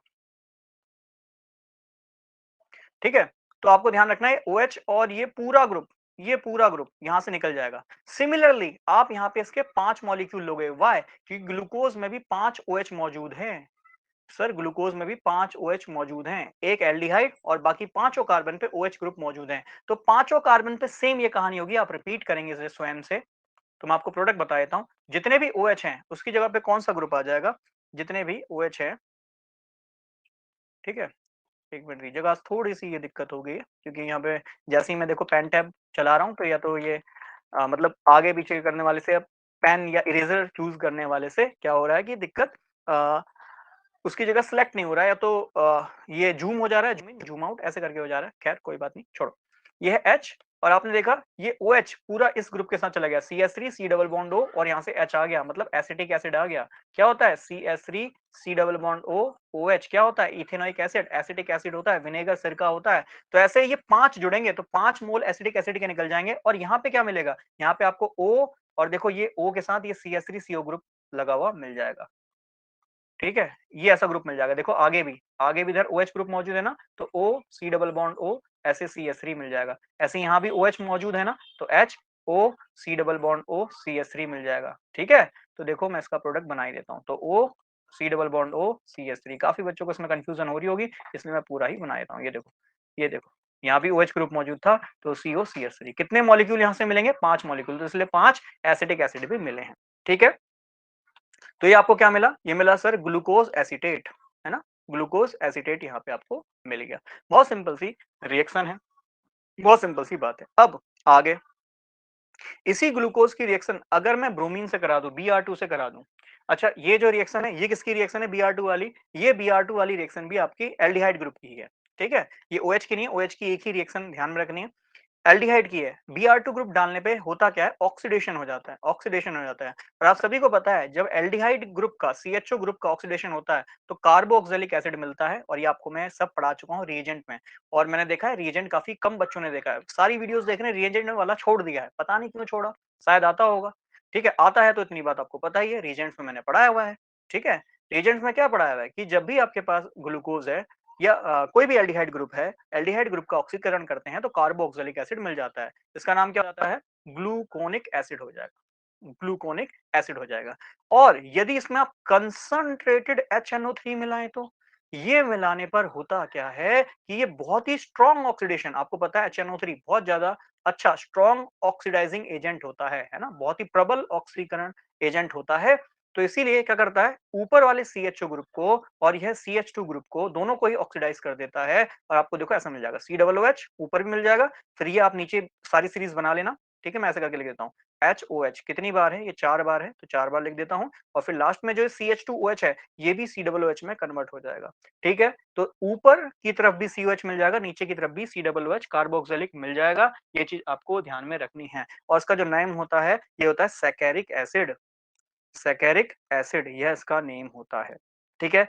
अब ये सैकेरिक कैसे होता है? तो जब आप पढ़ते हैं डाई कार्बोक्सिलिक एसिड, हमारे एनसीईआरटी में नहीं है, जो बीएससी लेवल स्टैंड वाला एग्जाम देंगे ना, जिसमें बीएससी वाला सिलेबस कवर करना है, उसमें सारे एसिड मैं आपको पढ़ाऊंगा, चाहे वो डाइएसिडिक हैं तो उसमें हम पढ़ेंगे 2 वाला, अगर डायरेक्ट जुड़े हैं तो ऑक्सैलिक एसिड होता है ना? इस तरीके से सारे आपको, फिर मैलिक एसिड होता है, इसी तरीके से 6 वाले, अगर 6 कार्बन होते हैं तो उसको हम सैकेरिक एसिड कहते हैं, तो इसको ध्यान में रखिएगा, इट इज सैकेरिक एसिड, ठीक है? हाइड्रोक्सी सैकेरिक एसिड इसको कहेंगे, सिंपल सी बात है, ये आपको ध्यान में रखना है, ठीक है? तो ये ग्लूकोज की सारी रिएक्शन हो गई। सेम रिएक्शन फ्रक्टोज के लिए भी होती है, जो ग्लूकोज दे रहा है यही रिएक्शन फ्रक्टोज भी देगा, आपको ध्यान में रखना है, ठीक? चलिए आगे बढ़ते हैं। आगे मैं कुछ क्या अब आपको पढ़ाऊं? चलो मैं कार्बोहाइड्रेट का ना आपको क्लासिफिकेशन बता देता हूँ, ये शायद बताना भूल गया, क्योंकि मैंने ग्लूकोज से शुरू करा, तो कार्बोहाइड्रेट्स का कुछ और जो क्लासिफिकेशन है वो मैंने आपको नहीं बताया, तो कार्बोहाइड्रेट का वो क्लासिफिकेशन भी आप देख लीजिए, ठीक है? तो कार्बोहाइड्रेट को देखो, क्लासिफिकेशन कार्बोहाइड्रेट का बहुत तरीके से हम कर सकते हैं। एक और क्लासिफिकेशन जो है वो है मोनोसैकेराइड्स, ठीक है? कार्बोहाइड्रेट को हम डाइसैकेराइड्स में भी रख सकते हैं, या ओलिगोसैकेराइड रखूं तो ज्यादा अच्छा रहेगा, ठीक है? एक मिनट दीजिएगा, क्योंकि डायरेक्ट प्रश्न आते हैं कि इसमें से कौन सा डाइसैकेराइड है, कौन सा ओलिगोसैकेराइड है, ठीक है? ओलिगोसैकेराइड, क्या कह रहा हूं, ये मोनोसैकेराइड का मतलब क्या है? जिसमें केवल एकमात्र वन सुगर मॉलिक्यूल प्रेजेंट हो। अब काफी बच्चों के मन में आ रहा हो कार्बोहाइड्रेट क्या है, तो कार्बोहाइड्रेट को हम सुगर बेसिकली कह देते हैं, ठीक है? इसलिए वो रिड्यूसिंग सुगर इसलिए कहा, तो कार्बोहाइड्रेट क्या है? बेसिकली सुगर ही है। जितने भी कार्बोहाइड्रेट होते हैं जनरली खाने में मीठे से ही मौजूद, हमें मीठे से हमें दिखाई देते हैं, जैसे ग्लूकोज है मीठा ही होता है, ठीक है? तो कार्बोहाइड्रेट जनरली सुगर ही हमें दिखाई देते हैं, इसलिए सुगर ही इनको कहा जाता है। कार्बोहाइड्रेट को अगर आप सुगर कह रहे हैं तो बेझिझक कहिए, दिक्कत ना लीजिए, ठीक है? तो जिसमें एक ही सुगर का मौजूद मॉलिक्यूल मौजूद होगा तो उसको मोनो, मोनो मतलब एक ही होगा, ठीक? ओलिगोसैकेराइड में 2 से लेकर 10 सुगर के मॉलिक्यूल मौजूद हो सकते हैं, ठीक है? जैसे मोनोसैकेराइड का एग्जांपल आप ले लो, ग्लूकोज हो गया, ठीक है? फ्रुक्टोज हो गया, फ्रुक्टोज हो गया, ठीक? अच्छा ओलिगो में जैसे 2 हैं, 2 वाले को हम डाइसैकेराइड कह सकते हैं, ठीक है? डाइसैकेराइड, ये सैकेराइड का मतलब है कितने सुगर मौजूद है वहां पे, है ना? डाई मतलब 2 सुगर मौजूद है। ट्राइसैकेराइड लिखा है तो सर वहां पे 3 होंगे, टेट्रा लिखा है 4 होंगे, पेंटा लिखा है 5 होंगे, ऐसे ही 10 तक वाले को हम ओलिगोसैकेराइड कहते हैं। और जिसमें 10 से ज्यादा होंगे उसको हम पॉलीसैकेराइड कह देंगे, ठीक है? पॉली मतलब 10 से अधिक, लिख देता हूं ग्रेटर देन 10, ठीक है? ये सिंपल सा फंडा है। अच्छा डाइसैकेराइड का एग्जांपल आप देखना चाहो, जिसको हम सुक्रोज कहते हैं, सुक्रोज कहते हैं ना, माल्टोज हो गया, ठीक? इन सभी का फॉर्मूला सेम होता है, कितना होता है? C12H22O11। बस वही कहानी है कि भाई इसमें एल्डिहाइड और कीटोन ग्रुप मौजूद होंगे, जिसकी वजह से सुक्रोज, माल्टोज और लैक्टोज 3 अलग अलग चीजें हैं, है ना? जैसे ग्लूकोज मैंने बताया, ग्लूकोज क्या है? एल्डो, एल्डो क्या है? 6 कार्बन वाला होता है, हेक्सोस है। फ्रक्टोज क्या है? कीटो, कीटोन ग्रुप होता है, यहाँ यही अंतर है इनमें, कीटो हेक्सोस होता है, जबकि दोनों का फॉर्मूला क्या है? दोनों का फॉर्मूला सेम है, C6H12O6, ठीक है? तो मोनोसैकेराइड के एग्जांपल हो गए। डाइसैकेराइड के सुक्रोज हो गया, माल्टोज हो गया, लैक्टोज हो गया। ट्राइसैकेराइड के अगर याद रखना चाहो तो रैफिनोज हो गया, रैफिनोज, है ना? इतना ही याद कर लो, काफी है, इतना ही हमें एनसीईआरटीज में गिवन है, इससे ज्यादा ट्रीट में नहीं पूछता है। हाँ पॉलीसैकेराइड के पूछे तो इसमें आप एग्जांपल सबसे प्यारे प्यारे याद कर सकते हो, जैसे आपका स्टार्च हो गया, है ना? स्टार्च, स्टार्च इसमें एग्जांपल हो गया, या फिर सेलुलोज हो गया, है ना? दोनों सेम ही फॉर्मूला होता है, क्या होता है? आई थिंक C5H10O होता है, ठीक है ना? C5H10O और N मतलब पॉलीमर होते हैं ये ग्लूकोज और फ्रक्टोज के, ठीक है? तो ये स्टार्च हो गया, सेलुलोज हो गया, ये सब पॉलीसैकेराइड होंगे, क्योंकि यहाँ पे N जो है ना, क्योंकि हमने बोला कितनी शुगर होंगी, तो यहाँ पे कम से कम 200 शुगर, मिनिमम 200 शुगर तो आपस में जुड़ी होंगी, एक तरह के पॉलीमर हो गए ये, है ना? और अगला जो टॉपिक मैं कल लेके आऊंगा वो पॉलीमर पे ही लेके आऊंगा, पॉलीमर डिटर्जेंट और या एंटीसेप्टिक एजेंट वगैरह, वो सब एक ही क्लास में मैं आपको कल कंप्लीट करा दूंगा। और जिन बच्चों के ये मुझसे प्रश्न है कि सर आप फिजिकल या इनऑर्गेनिक नहीं पढ़ा रहे, प्लीज एक बार देखिएगा, सीरीज में आपको फिजिकल इनऑर्गेनिक पढ़ाई गई है। अब जो बचेगा समय इसमें मैं आपको फिजिकल और इनऑर्गेनिक के क्वेश्चंस कराऊंगा, ठीक है? चलिए तो ये कार्बोहाइड्रेट का सिंपल सा क्लासिफिकेशन हमें समझ में आया होगा। अब कुछ मेन बातें और देख लेना। कैसे हमें पता चला कि ये मोनोसैकेराइड हैं? कैसे पता चला कि सर ये शुगर मोनोसैकेराइड हैं? तो हमने देखा कि जो हमारे पास ग्लूकोज़ है या फ्रक्टोज़ है, इसका जब हमने हाइड्रोलाइसिस करा मतलब पानी की प्रेजेंस में इसको तोड़ा। हाइड्रो मतलब वाटर होता है और लाइसिस का मतलब ये होता है ब्रेक करना। पानी की प्रेजेंस में इसको तोड़ा। तोड़ने पे कोई भी रिएक्शन नहीं मिली, कुछ भी प्रोडक्ट नहीं मिला, कुछ भी उत्पाद नहीं मिला। मतलब ग्लूकोज या फ्रक्टोज का हम हाइड्रोलाइसिस कर ही नहीं पाए। मतलब ये पता चला ये केवल एक सिंगल कंपोनेंट है, इसमें और भी कुछ मौजूद नहीं है, तो इसमें एक ही शुगर मौजूद है, इसलिए हम उसको मोनोसैकेराइड कह रहे हैं। जबकि डाइसैकेराइड डाइसैकेराइड को जैसे ही मैंने इनका हाइड्रोलाइसिस करा, मैंने नहीं मतलब ऑब्वियस है रिसर्चर ने इनका हाइड्रोलाइसिस करा, तो जैसे ये C12H22O11। चलो ये तो सभी का कॉमन फॉर्मूला है, मैं सुक्रोज लेता हूँ, ऐसे करके समझाता हूँ। सुक्रोज, अच्छा सुक्रोज को ही हम केन शुगर कहते हैं, ध्यान रखना। जो गन्ना है ना, गन्ना, उससे जो रस निकलता है उसी को हम सुक्रोज कहते हैं। ये हमारी चीनी में भी यही मौजूद होता है, ठीक है। तो H प्लस या H2O हाइड्रोलाइसिस करा रहा हूँ। जब मैं हाइड्रोलाइसिस कराता हूँ सुक्रोज का, तो उसमें से ग्लूकोज और फ्रुक्टोज दोनों ही मिलता है ना। अब ऐसे लिख दे तो समझ में आ रहा है, पर बुक में क्या लिखा रहेगा? ऐसे C6H12O6 और प्लस C6H12O6। अब हमें तो ये लगता है कि दोनों तो सेम ही लिखा है, बट समझना है एक ग्लूकोज है, एक एल्डिहाइड वाला ग्रुप है और एक कीटोन वाला ग्रुप है। ये चीज ध्यान में रख लेना। एक एल्डिहाइड वाला ग्रुप है तो एक कीटोन वाला है, ग्लूकोज है तो दूसरा फ्रक्टोज है। क्लियर? ऐसे ही ये आपको बता दिया। चलो लैक्टोज भी देख लेते हैं। लैक्टोज, ठीक है। लैक्टोज जनरली आपको बता दूं, ये बेबी फूड में होता है, ये भी ध्यान में रखना। ठीक है, बेबी फूड जो बच्चों के लिए खाना बनाया जाता है ना, सेरोलैक्स वगैरह, ठीक है, या चॉकलेट्स वगैरह हो गई, ठीक। तो उनमें जनरली लैक्टोज का यूज किया जाता है। अगर मैं इसका हाइड्रोलाइसिस करता हूं तो ध्यान में रखना, लैक्टोज का हाइड्रोलाइसिस या तो सिंपली एचसीएल डाल लो, और अगर इसका दर बढ़ाना है, इस रिएक्शन को जल्दी से करना है, तो उसमें एक एंजाइम लैक्टेज भी डाल सकते हो। लैक्टेज है ना, ये एंजाइम हो गया। आई थिंक एंजाइम को हिंदी में भी एंजाइम ही कहते होंगे, ठीक है। तो एंजाइम आप सभी को पता है, एक शॉर्ट में बता देता हूं, कई बार तो डेफिनेशन ही पूछ लेता है कि एंजाइम क्या है, ठीक है। तो इनको हम बायोलॉजिकल कैटलिस्ट कहते हैं। ऐसे उत्प्रेरक जो हमारी बॉडी में ऑलरेडी मौजूद होते हैं, लिविंग थिंग में ऑलरेडी ये मौजूद होते हैं। कैटलिस्ट उत्प्रेरक। उत्प्रेरक कौन होते हैं? जो किसी रिएक्शन के दर को, किसी अभिक्रिया के दर को या तो बढ़ाते हैं या घटाते हैं, है ना। बढ़ा भी सकते हैं, घटा भी सकते हैं। तो उत्प्रेरक हैं, कैटलिस्ट है। कैटलिस्ट वो होते हैं जो किसी रिएक्शन के रेट को इंक्रीज और डिक्रीज कर सकते हैं। और ये बायोलॉजिकल है, दैट मीन्स बॉडी में ऑलरेडी मौजूद होते हैं। तो अगर मान लो बॉडी में लैक्टेज एंजाइम मौजूद है, तो उस लैक्टोज को ब्रेक कर देगा किसमें? एक तो C6H12O6 में कर देगा और दूसरा C6H12O6 में कर देगा। सर फिर वही कहानी, आपने दो अलग अलग चीजें लिखी हैं। तो बेटा जी ये है ग्लूकोज और ये है ग्लैक्टोज। ये वेरी इंपॉर्टेंट बात है, ध्यान में रख लेना। कई बार तो एग्जाम में इतना सिंपल सा प्रश्न भी पूछ लेता है कि लैक्टोज के हाइड्रोलाइसिस में कौन सा एंजाइम यूज होता है, तो सिंपल है। कई बार ये भी पूछ लेता है कि उनका प्रोडक्ट क्या है, उत्पाद क्या है। ध्यान में रखना, उत्पाद है ग्लूकोज और ग्लैक्टोज, ठीक है। अच्छा एक और ध्यान में रख लेना, माल्टोज। माल्टोज है ना, ये जो हमारे चॉकलेट्स वगैरह बनती हैं या कैंडीज वगैरह हो गई, उसमें जनरली ये माल्टोज ही प्रेजेंट होता है। ये सब शुगर ही है, मैंने आपको बताया ये सब कार्बोहाइड्रेट है, शुगर ही है, पर अलग अलग जगह इनका यूज रखा गया। जैसे हमारी शुगर हो गई, है ना, और ये लैक्टोज बेबी फूड वगैरह में हो गया। माल्टोज जो कैंडीज वगैरह आती हैं, जो एल्पेनलीबे वगैरह ये सब खाते हो, माल्ट शुगर उसमें लिखा भी होता है, तो यही माल्टोज वो है, होता है, ठीक है। अच्छा माल्टोज, अगर हमारी बॉडी में एक एंजाइम प्रेजेंट है माल्टेज, है ना, माल्टेज प्रेजेंट है, या फिर मैं इसका हाइड्रोलाइसिस करा दूं, ठीक है। तो ये माल्टोज क्या करता है, जनरली इस जो माल्टोज है, या मैं बोलूं माल्टेज जो है, ये माल्टेज है, माल्टोज ओ है, ये ए है, ठीक। तो ये माल्टोज को माल्टेज क्या करता है, ब्रेक कर देता है।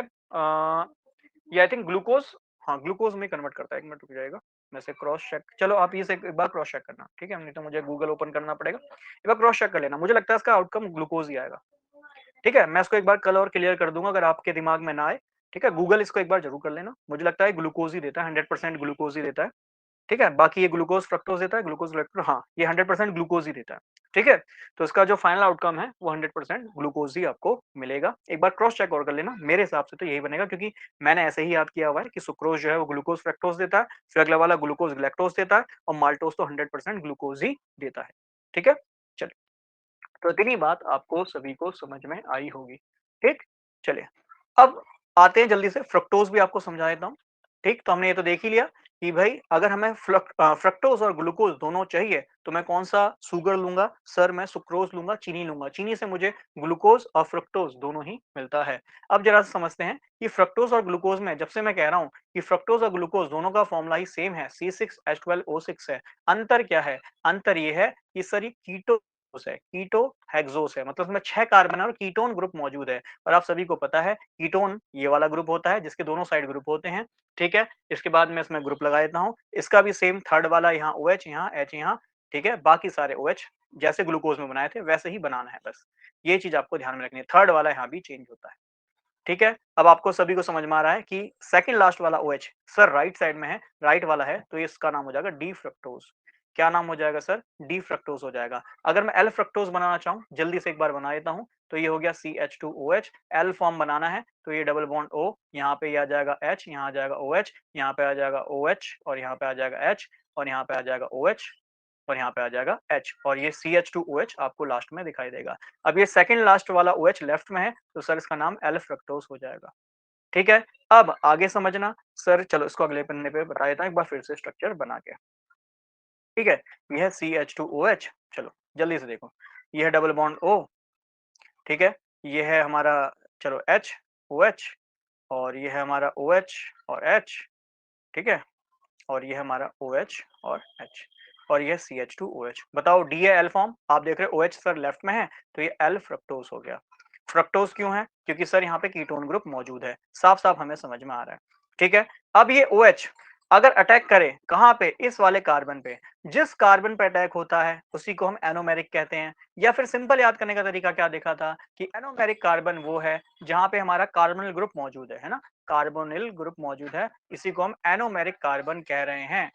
ठीक है, कार्बोनिल ग्रुप को ही हम एनोमेरिक कार्बन कह रहे हैं। बहुत सिंपल सी बात है, बहुत सरल सा फंडा है। अब जब ये एनोमेरिक कार्बन पे ये OH अटैक करेगा तो चलो मैं इसका प्रोडक्ट जल्दी से, उत्पाद जल्दी से बना के दिखा देता हूँ। ठीक है, तो ये है CH2OH। ठीक, ये OH ने अटैक करा तो देखो इस साइड ये OH ग्रुप आ गया। आप सभी को पता है double bond O OH group में कन्वर्ट होता है। ठीक, चलो मैं आगे वाले ग्रुप पहले बना देता हूँ। ये है OH, ये है H। ठीक है, ये है H, इसका OH ये रहा, फिर ये H ये रहा, फिर ये वाले ऑक्सीजन ने जब अटैक करा होगा तो ये ऑक्सीजन एज अ साइकिल यहाँ पे बन जाएगा और फिर ये आगे CH2OH। अब अगर आप इसको गौर करें तो सर ये एक साइकिल बन गई। साइकिल बन गई तो याद कीजिए इस प्रोजेक्शन को हम हैवॉर्थ प्रोजेक्शन कहते हैं। हैवॉर्थ प्रोजेक्शन कहते हैं। क्या इतनी बात समझ में आई? हाँ जी, समझ में आई। अब इस हैवॉर्थ प्रोजेक्शन में सर हम इस OH को देखें तो ये एनोमेरिक वाला, एनोमेरिक कार्बन का OH है और एनोमेरिक कार्बन का OH अगर राइट में होता है तो उसको हम अल्फा कहते हैं, तो उसका नाम हो जाएगा अल्फा एल फ्रक्टोज। और यही OH लेफ्ट साइड में आ जाएगा, सभी को पता चल गया होगा, लेफ्ट में आ गया तो ये बीटा एल फ्रक्टोज हो जाएगा। ऐसे ही आप डी फ्रक्टोज लो तो डी फ्रक्टोज का OH राइट में है तो alpha D fructose, OH group left में है तो बीटा डी फ्रक्टोज हो जाएगा। क्लियर हो गई होगी इतनी छोटी सी बातें। तो एनोमेरिक कार्बन पहचानना सीखा हमने, डी एल फॉर्म सीखा, इतनी सारी बातें हमने क्लास में नोटिस करी हैं, इनसे ही प्रश्न बनते हैं। ठीक है, अब क्वेश्चन पे आ जाओ। सर फ्रक्टोज पे तो कीटोन है ना, फ्रक्टोज पे तो कीटोन है, फिर भी ये एक रिड्यूसिंग शुगर है। जबकि रिड्यूसिंग शुगर तो वो होगी जिसपे एल्डिहाइड होना चाहिए। बेटा जी कार्बोहाइड्रेट के केस में रिड्यूसिंग शुगर के लिए आपको एनोमेरिक कार्बन को चेक करना है। एनोमेरिक कार्बन पे यदि आपको फ्री OH दिखाई दे रहा है ना, फ्री OH अगर नजर आ रहा है, किस पे नजर आ रहा है? फ्री OH अगर एनोमेरिक कार्बन पे नजर आ रहा है, एनोमेरिक कार्बन पे अगर नजर आ रहा है तो ऐसे शुगर को हम सर रिड्यूसिंग शुगर कहेंगे। रिड्यूसिंग शुगर कहेंगे। रिड्यूसिंग शुगर है दैट मींस यह टोलन टेस्ट भी देगा, फेलिंग टेस्ट भी देगा। ये चीज ध्यान में रखना। और केमिकल टेस्ट लास्ट क्लास में मैंने आपको पढ़ाया था। ठीक है, तो आई थिंक अगर शुरू से देख रहे हैं तो सारी चीजों को आप एनालाइज कर पा रहे होंगे, दिमाग में बातें फिट हो रही होंगी। ठीक है, तो ये चीज आपको ध्यान में रखना है। बाकी फ्रक्टोज की रिएक्शन सेम है जैसे ग्लूकोज की है कि भाई इसमें एक तो कार्बोनिल ग्रुप मौजूद है, कार्बोनिल ग्रुप मौजूद है तो इस कार्बोनिल ग्रुप पे कौन कौन रिएक्शन करेगा? सर इस कार्बोनिल ग्रुप पे आपका हाइड्रोक्सिल अमाइन रिएक्शन करेगा और हाइड्रोजन साइनाइड रिएक्शन करेगा। हाइड्रोक्सिल अमाइन रिएक्शन करेगा तो आपको जो प्रोडक्ट है वो फ्रक्टोज हाइड्रोक्सिम मिल जाएगा। और अगर जब आपका HCN रिएक्शन करेगा, हाइड्रोजन साइनाइड रिएक्शन करेगा तो फ्रक्टोज साइनोहाइड्रिन मिल जाएगा, है ना। बाकी एसिटिक एनहाइड्राइड करेगा तो जितने भी OH हैं यहाँ पे आपको एसिटिक ग्रुप जुड़े हुए मिल जाएंगे। 5 हैं तो 5 ग्रुप आपको मिल जाएंगे। फिर वही है कि सर अगर मैं यहाँ पे HNO3 डालूँ या Br2 डालूँ तो इस केस में ध्यान रखना ऊपर वाले और नीचे वाले भी रिएक्शन होगा, है ना? CO ग्रुप का नहीं होगा, CH2OH ग्रुप का ऑक्सीडेशन होगा।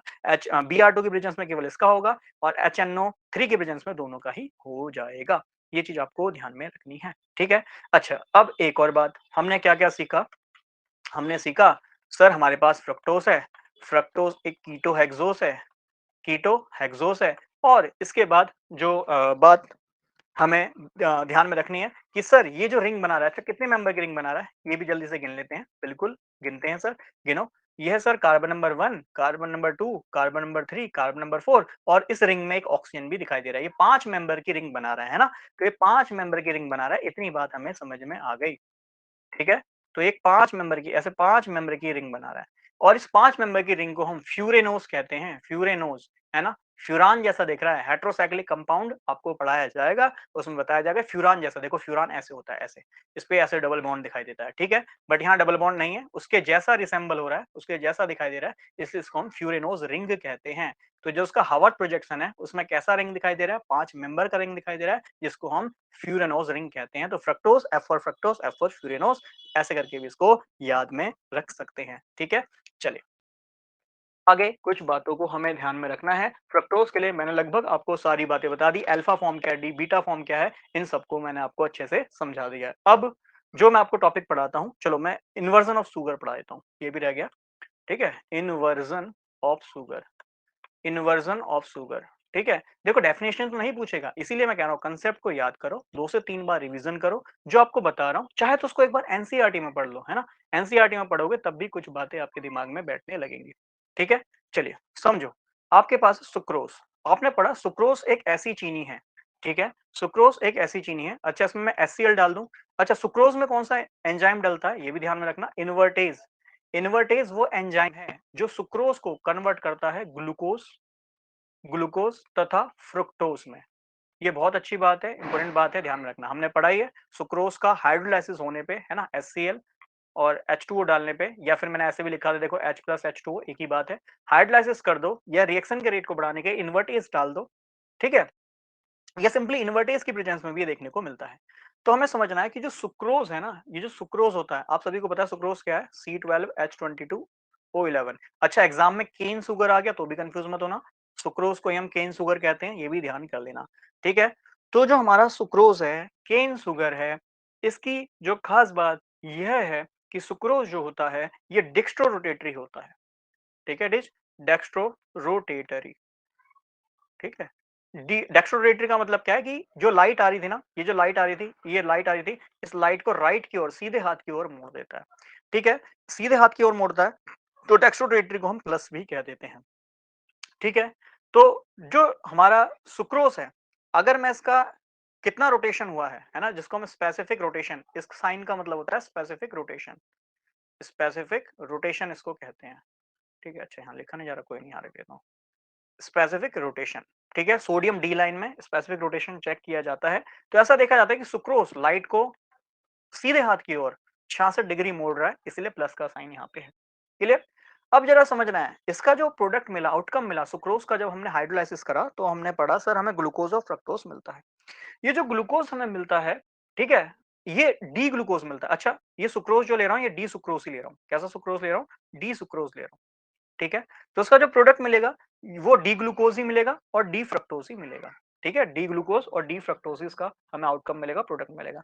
ऐसा देखने को मिलता है उस सॉल्यूशन में, देखो होता क्या है, समझना, समझना, ये एक बर्तन लिया, पूरी बात समझना इसमें, इस बर्तन में मैंने सुक्रोज डाला, ठीक है? इन्वर्टेज एंजाइम डाल दिया, HCl डाल दिया, तो इस बर्तन के अंदर ही तो, इस बर्तन के अंदर ही तो जिसमें सुक्रोज डाला है, इसी बर्तन में तो आपको ग्लूकोज और फ्रक्टोज मिलेगा। हाँ जी सर, उसी बर्तन में मिलेगा, ऐसा थोड़ी ना है ग्लूकोज अपने आप उछल के बाहर आ जाएगा कि मैं अलग हो जाऊंगा, फ्रक्टोज अलग हो जाएगा, नहीं भाई, उसी सॉल्यूशन में जिसमें आपने सुक्रोज डाला है, उसी में इन्वर्टेज डाला, HCl डाला, पानी तो है ही, ठीक, घोला, तो उसी सॉल्यूशन में जब रिएक्शन होगी तो भैया इन्वर्टेज उसको तोड़ देगा ग्लूकोज और फ्रक्टोज में, ठीक है? वैसे भी हमने देखा सुक्रोज क्या है, डाइसैकेराइड, याद करो, कितनी बार याद करोगे उतना ही बेस्ट रहेगा, ठीक है?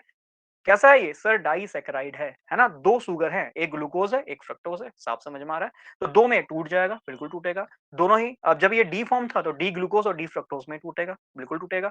सर इस सॉल्यूशन में अगर हम अलग से देखें, इसमें ग्लूकोज़ और फ्रक्टोज़ दोनों हैं। जब हम ग्लूकोज़ की पढ़ाई करते हैं, ग्लूकोज़ में लाइट पास कराते हैं, तो पता चलता है कि जो डी ग्लूकोज़ है, वो लाइट को लगभग 52.7 डिग्री ये लाइट को मोड़ पाता है ना? एक एवरेज लेके चल रहा हूँ, ये सब याद नहीं करना है।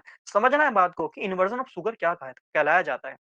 और जो फ्रक्टोज है ऐसा देखा गया जो डी फ्रक्टोज है ये डी इसलिए है क्योंकि भैया ये OH ध्यान में रखना ये डेक्सट्रोरेटरी का डी छोटा होता है और ये डी याद कीजिए रिलेटिव कॉन्फ़िगरेशन होता है शुरू में ही ये बात बोली थी वही अंतर समझा रहा हूँ कि कैपिटल डी बता रहा है रिलेटिव कॉन्फ़िगरेशन की OH कहाँ मौजूद है और ये स्मॉल डी या प्लस साइन ये बताएगा कि लाइट को किस डायरेक्शन में मोड़ रहा है ये +52 मतलब राइट साइड में 52.7 डिग्री मोड़ रहा है जबकि डी फ्रक्टोज लाइट को लगभग -92.4 डिग्री मतलब लेफ्ट में मोड़ रहा है ये क्या है एल फॉर्म है ये क्या है स्मॉल डी फॉर्म है ऐसे करके समझ सकते हैं ठीक है तो -92.4 डिग्री ये लाइट को मोड़ रहा है इसीलिए अगर एग्जाम में लिखा था ना डी प्लस है ना डी प्लस ग्लूकोज इसका मतलब क्या है ये ग्लूकोज डी फॉर्म वाला है मतलब इसका OH राइट में है बट ये लाइट को राइट में ही मोड़ रहा है ना राइट में ही मोड़ रहा है लाइट को इसलिए प्लस ऐसी डी माइनस फ्रक्टोज लिखा है एग्जाम में है ना फ्रक्टोज लिखा है इसका क्या मतलब है कि फ्रक्टोज जिसका OH राइट में है वो लाइट को लेफ्ट में मोड़ रहा है कितना -92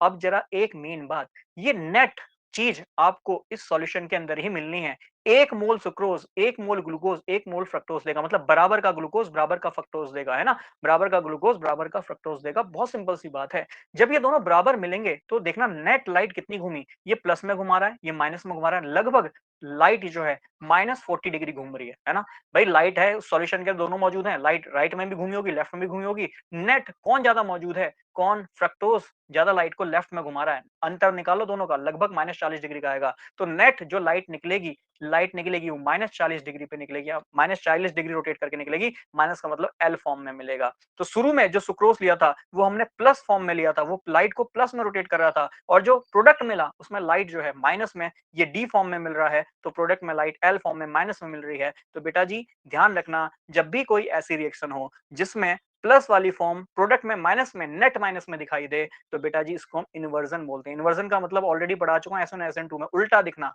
अगर ये प्लस है तो माइनस दिखेगा अगर मान लो कोई ऐसा आपने लिया कि जिसमें पहले जो लाइट है वो माइनस में दिखाई दे रही है और प्रोडक्ट में वो प्लस में दिखाई दे रही है तो भी ये इन्वर्जन होगा बट अगर प्लस में तो प्लस में दिखा दे रही है कुछ भी नहीं होगा रिटेंशन कहेंगे इसे अगर माइनस में दिखाई दे रही है तो उसे भी रिटेंशन कहेंगे उल्टा हो जाएगा तो उसे इन्वर्जन कहेंगे इसीलिए कहा जाता है इसे इन्वर्जन ऑफ शुगर इसीलिए जो सुक्रोज होती है इसको इन्वर्ट शुगर कहा जाता है इन्वर्ट शुगर देखो इन्वर्ट शुगर इन्वर्टेज ये सब किससे जुड़ा हुआ है सुक्रोज से जुड़ा हुआ है ठीक है आई थिंक इतना कंसेप्ट समझने के लिए काफी होगा रिवीजन में इतनी बातें भी हमने सीखी हैं काफी है डीप में पढ़ना है तो आपको बता ही दिया है आप हमारे लाइव क्लासेस में भी जुड़ सकते हैं बाकी हाँ रिवीजन में इतनी बातें याद कर सकते हैं ये हमें समझ में यहाँ पे आता है ठीक है तो ये था हमारा inversion of sugar reducing sugar क्या होता है सब पढ़ा चुका हूँ इन्वर्ट शुगर क्या होता है ये भी मैंने आपको बता दिया ठीक है बाकी 1 से 2 बार देख के ही रिवीजन होता है जो बच्चे फर्स्ट टाइम देख रहे हैं कंफ्यूजन मत करो एक छोटे से नोट्स बना लो आपने रात में भी रिवीजन करना सुबह भी करना और एग्जाम में जाने से पहले भी एक बार रिवीजन जरूर कर जाना बहुत हेल्प करेगा क्वेश्चन यहाँ से बनेगा अगर हार्ड क्वेश्चन बन रहे हैं ना समझ लो यहीं से ही आ रहे हैं ठीक है और आगे बढ़ते हैं चलो पॉलीसैकेराइड को भी जल्दी से बता देता हूँ जल्दी से चैप्टर को उड़ा देते हैं है ना फिनिश कर देते हैं पॉलीसैकेराइड पॉलीसैकेराइड में आप चलो सेलुलोज सेलुलोज ठीक है क्या फॉर्मूला है C6H10O5 मैंने शायद C5 लिख दिया था कई जगह पे कोई बात नहीं करेक्ट कर लेना C6H10O5 है ना ये सेलुलोज होता है एक बार क्रॉस चेक कर लेना ये होता है C6H10 हाँ ये C6H10O5 का होल एन हाँ यही फॉर्मूला होता है सेलुलोज में ये जो एन होते हैं ये देखो पॉलीमर होता है मतलब बहुलक बहुत सारे यहाँ पे आपको ये आपस में जुड़ते हुए दिखाई देंगे ठीक है और ये जो मॉलिक्यूल जुड़ते हुए दिखाई देंगे इनकी सीरीज लगभग 1000 से 3000 है ना इतने मॉलिक्यूल उस एन मतलब एन का मतलब यहाँ पे मान के चलो सुगर उस सुगर के 1000 से 3000 मॉलिक्यूल जुड़े होंगे ये चीज आपको ध्यान में रखनी है ठीक है अब सेलुलोज कहाँ मौजूद होता है आपको पता ही होगा बहुत सारे प्लांट्स में सेलुलोज मौजूद होता है कॉटन कॉटन है ना सबसे बेस्ट एग्जांपल है कॉटन इसका सेलुलोज का ठीक है और एक बात आपको पता ही है कि जो ह्यूमन बॉडी है उसके अंदर ऐसे एंजाइम्स मौजूद नहीं है ठीक है जो आपके सेलुलोज को पचा सके इसलिए जनरली हमें प्लांट्स जो होते हैं जैसे एनिमल प्लांट वगैरह खा लेते हैं आराम से है ना उनको पच जाता है और सेलुलोज़, अच्छा एक चीज़ और ध्यान रखना, सेलुलोज़ जो एनिमल खा रहे हैं, उसका फ़ायदा क्या हो रहा है? देखो सेलुलोज़, जो भी एनिमल सेलुलोज़ खा रहे हैं, उसका एक ही उनको बेनिफिट मिल रहा है कि भाई उनको वो जो प्रोटीन है ना, प्रोटीन ना बोल के ग्लूकोज़ जो बोलो, है ना? उनको जो ग्लूकोज़ जो मिल रहा है ना? बॉडी में जो ग्लूकोज़ है, उनको इस सेलुलोज़ से ही मिलता है, ठीक है? और इनकी बॉडी में ऐसे एंजाइम्स होते हैं, जो सेलुलोज़ को पचा लेते हैं और जनरली हम अगर प्लांट वगैरह खाएँ, तो वो सेलुलोज़ हमें पचता नहीं है, ऑब्वियस हमें उल्टी वगैरह आ सकती है, ठीक है? दूसरी चीज़ है स्टार्च। स्टार्च के लिए एक टेस्ट भी बताया था, कमेंट में ज़रूर लिख के बताएँगे कि स्टार्च के लिए कल हमने कौन-सा टेस्ट देखा था, ठीक है? और वो टेस्ट हम बचपन से ही पढ़ते हुए आ रहे हैं, ठीक है? तो स्टार्च सेम फ़ॉर्मूला है, मतलब दोनों ही एक-दूसरे के आइसोमर हैं। आइसोमर मतलब सेम फ़ॉर्मूला है दोनों का, C5H10 C6H10O5 दोनों का ही फ़ॉर्मूला है, ठीक है? और जो हमें स्टार्च है, इसमें अगर N देखो कितनी यूनिट शुगर की जुड़ी होगी, तो लगभग 200 से लेकर 1000 यूनिट यहाँ पे देखने को मिलती है, ठीक है? अब एक बात और, स्टार्च को ब्रेक करने के लिए जैसे एमाइलेज एंजाइम ले लियो, ठीक है? एमाइलेज एंजाइम ले लो, क्वेश्चन ये पूछता है कि स्टार्च किसमें ब्रेक होता है? तो ध्यान रखना स्टार्च भी ग्लूकोज में और साथ में माल्टोज में यह ब्रेक होता है ना? ग्लूकोज प्लस माल्टोज में यह हमें अ, टूटता हुआ दिखता है। अब ये स्टार्च जनरली इसका रिच सोर्स आप जानते हैं पोटैटो होता है, राइस होता है, ये सब इसके रिच सोर्स होते हैं, ठीक? अगर इसको ब्रेक करोगे तो ग्लूकोज और माल्टोज जनरली हमें प्राप्त होता है। एनिमल को भी देखो ग्लूकोज ही मिल रहा है ना? हमें भी ग्लूकोज ही मिल रहा है, बट कहानी क्या है कि सेलुलोज हमारी बॉडी नहीं पचा पाती है, ठीक? तो ये थे पॉलीसैकेराइड। इसके अलावा नेक्स्ट जो टॉपिक है, ये आपको जल्दी से पढ़ लेना चाहिए, प्रोटीन। अब छोटे-छोटे से टॉपिक हैं, कार्बोहाइड्रेट थोड़ा-सा लेंथी इसलिए बना क्योंकि इसमें जो मेन जितने भी कांसेप्ट हैं, वो मैंने आपको पढ़ा दिए एक ही क्लास में या एक ही छोटी-सी सीरीज़ में, है ना? अब प्रोटीन को भी जल्दी से देख लेते हैं। प्रोटीन जनरली जहाँ भी पढ़ेंगे जैसे एनसीईआरटी ओपन करके देखोगे, उसमें सबसे पहले मेन बात एक ही लिखी होगी कि बिल्डिंग ब्लॉक ऑफ लाइफ, है ना? बिल्डिंग ब्लॉक ऑफ लाइफ, हमारी लाइफ का बिल्डिंग ब्लॉक है। आप सभी को पता है कि हमारी बॉडी में अमाइनो एसिड्स होते हैं, ये आपस में जुड़ते हैं, है ना? पॉलीपेप्टाइड्स बनाते हैं, पॉलीपेप्टाइड्स बनाते हैं, ये पॉलीपेप्टाइड्स आपस में जुड़ते हैं, है ना? और फिर ये ऐसे प्रोटीन्स बनाते हैं, है ना? प्रोटीन्स बनाते हैं या मैं बोलूँ डीएनए, आरएनए बनाते हैं, प्रोटीन बनाते हैं, प्रोटीन के बाद ऐसे ये डीएनए, आरएनए वगैरह बना-बना के हमारी पूरी बॉडी को बना देते हैं, बॉडी को कंस्ट्रक्ट कर देते हैं, ठीक है? तो मैं सबसे छोटी यूनिट अगर कहूँ हमारी बॉडी की क्या है, केमिकली तो मैं कहूँगा अमाइनो एसिड वह सबसे छोटी यूनिट है। तो सबसे पहले इस अमाइनो एसिड के बारे में ही जान लेते हैं। देखो अमाइनो एसिड नाम से पता चल रहा है, यहाँ एसिड मौजूद होगा और एमाइन ग्रुप मौजूद होगा। COOH हम सभी जानते हैं, ये है हमारा कार्बोक्सिलिक एसिड, ठीक है? क्यों समझा रहा हूँ? बस ये बेसिक थोड़ा-सा समझा रहा हूँ, बाकी हमें जो कांसेप्ट समझना है, वहीं से क्वेश्चन बनेंगे, ठीक है? तो यहाँ एमाइन और कार्बोक्सिलिक एसिड दोनों ही मौजूद हैं, इसलिए इसका नाम अमाइनो एसिड है, ठीक है? अब अमाइनो और एसिड दोनों ही ग्रुप मौजूद हैं। इसके बाद में मैं आपको एक चीज़ और यहाँ पे समझाना चाहूँगा। ये अमाइनो एसिड में होता क्या है कि ये आप सभी को पता है कार्बोक्सिलिक एसिड है, अम्ल है। अम्ल जनरली H+ देते हैं। ये H+ ये अमाइन ही उठा लेता है क्योंकि इस पे लोन पेयर होता है और ये आपको कुछ ऐसा नज़र आएगा, है ना? इस पे जनरली क्वेश्चन बन जाता है, इसलिए इसको ध्यान में रखना। ठीक है? देखो, एसिड ने अपना H+ दिया तो वहाँ माइनस आया और ये नाइट्रोजन ने लोन पेयर से उस H को उठा लिया तो यहाँ 3 बना तो यहाँ पे प्लस आ गया।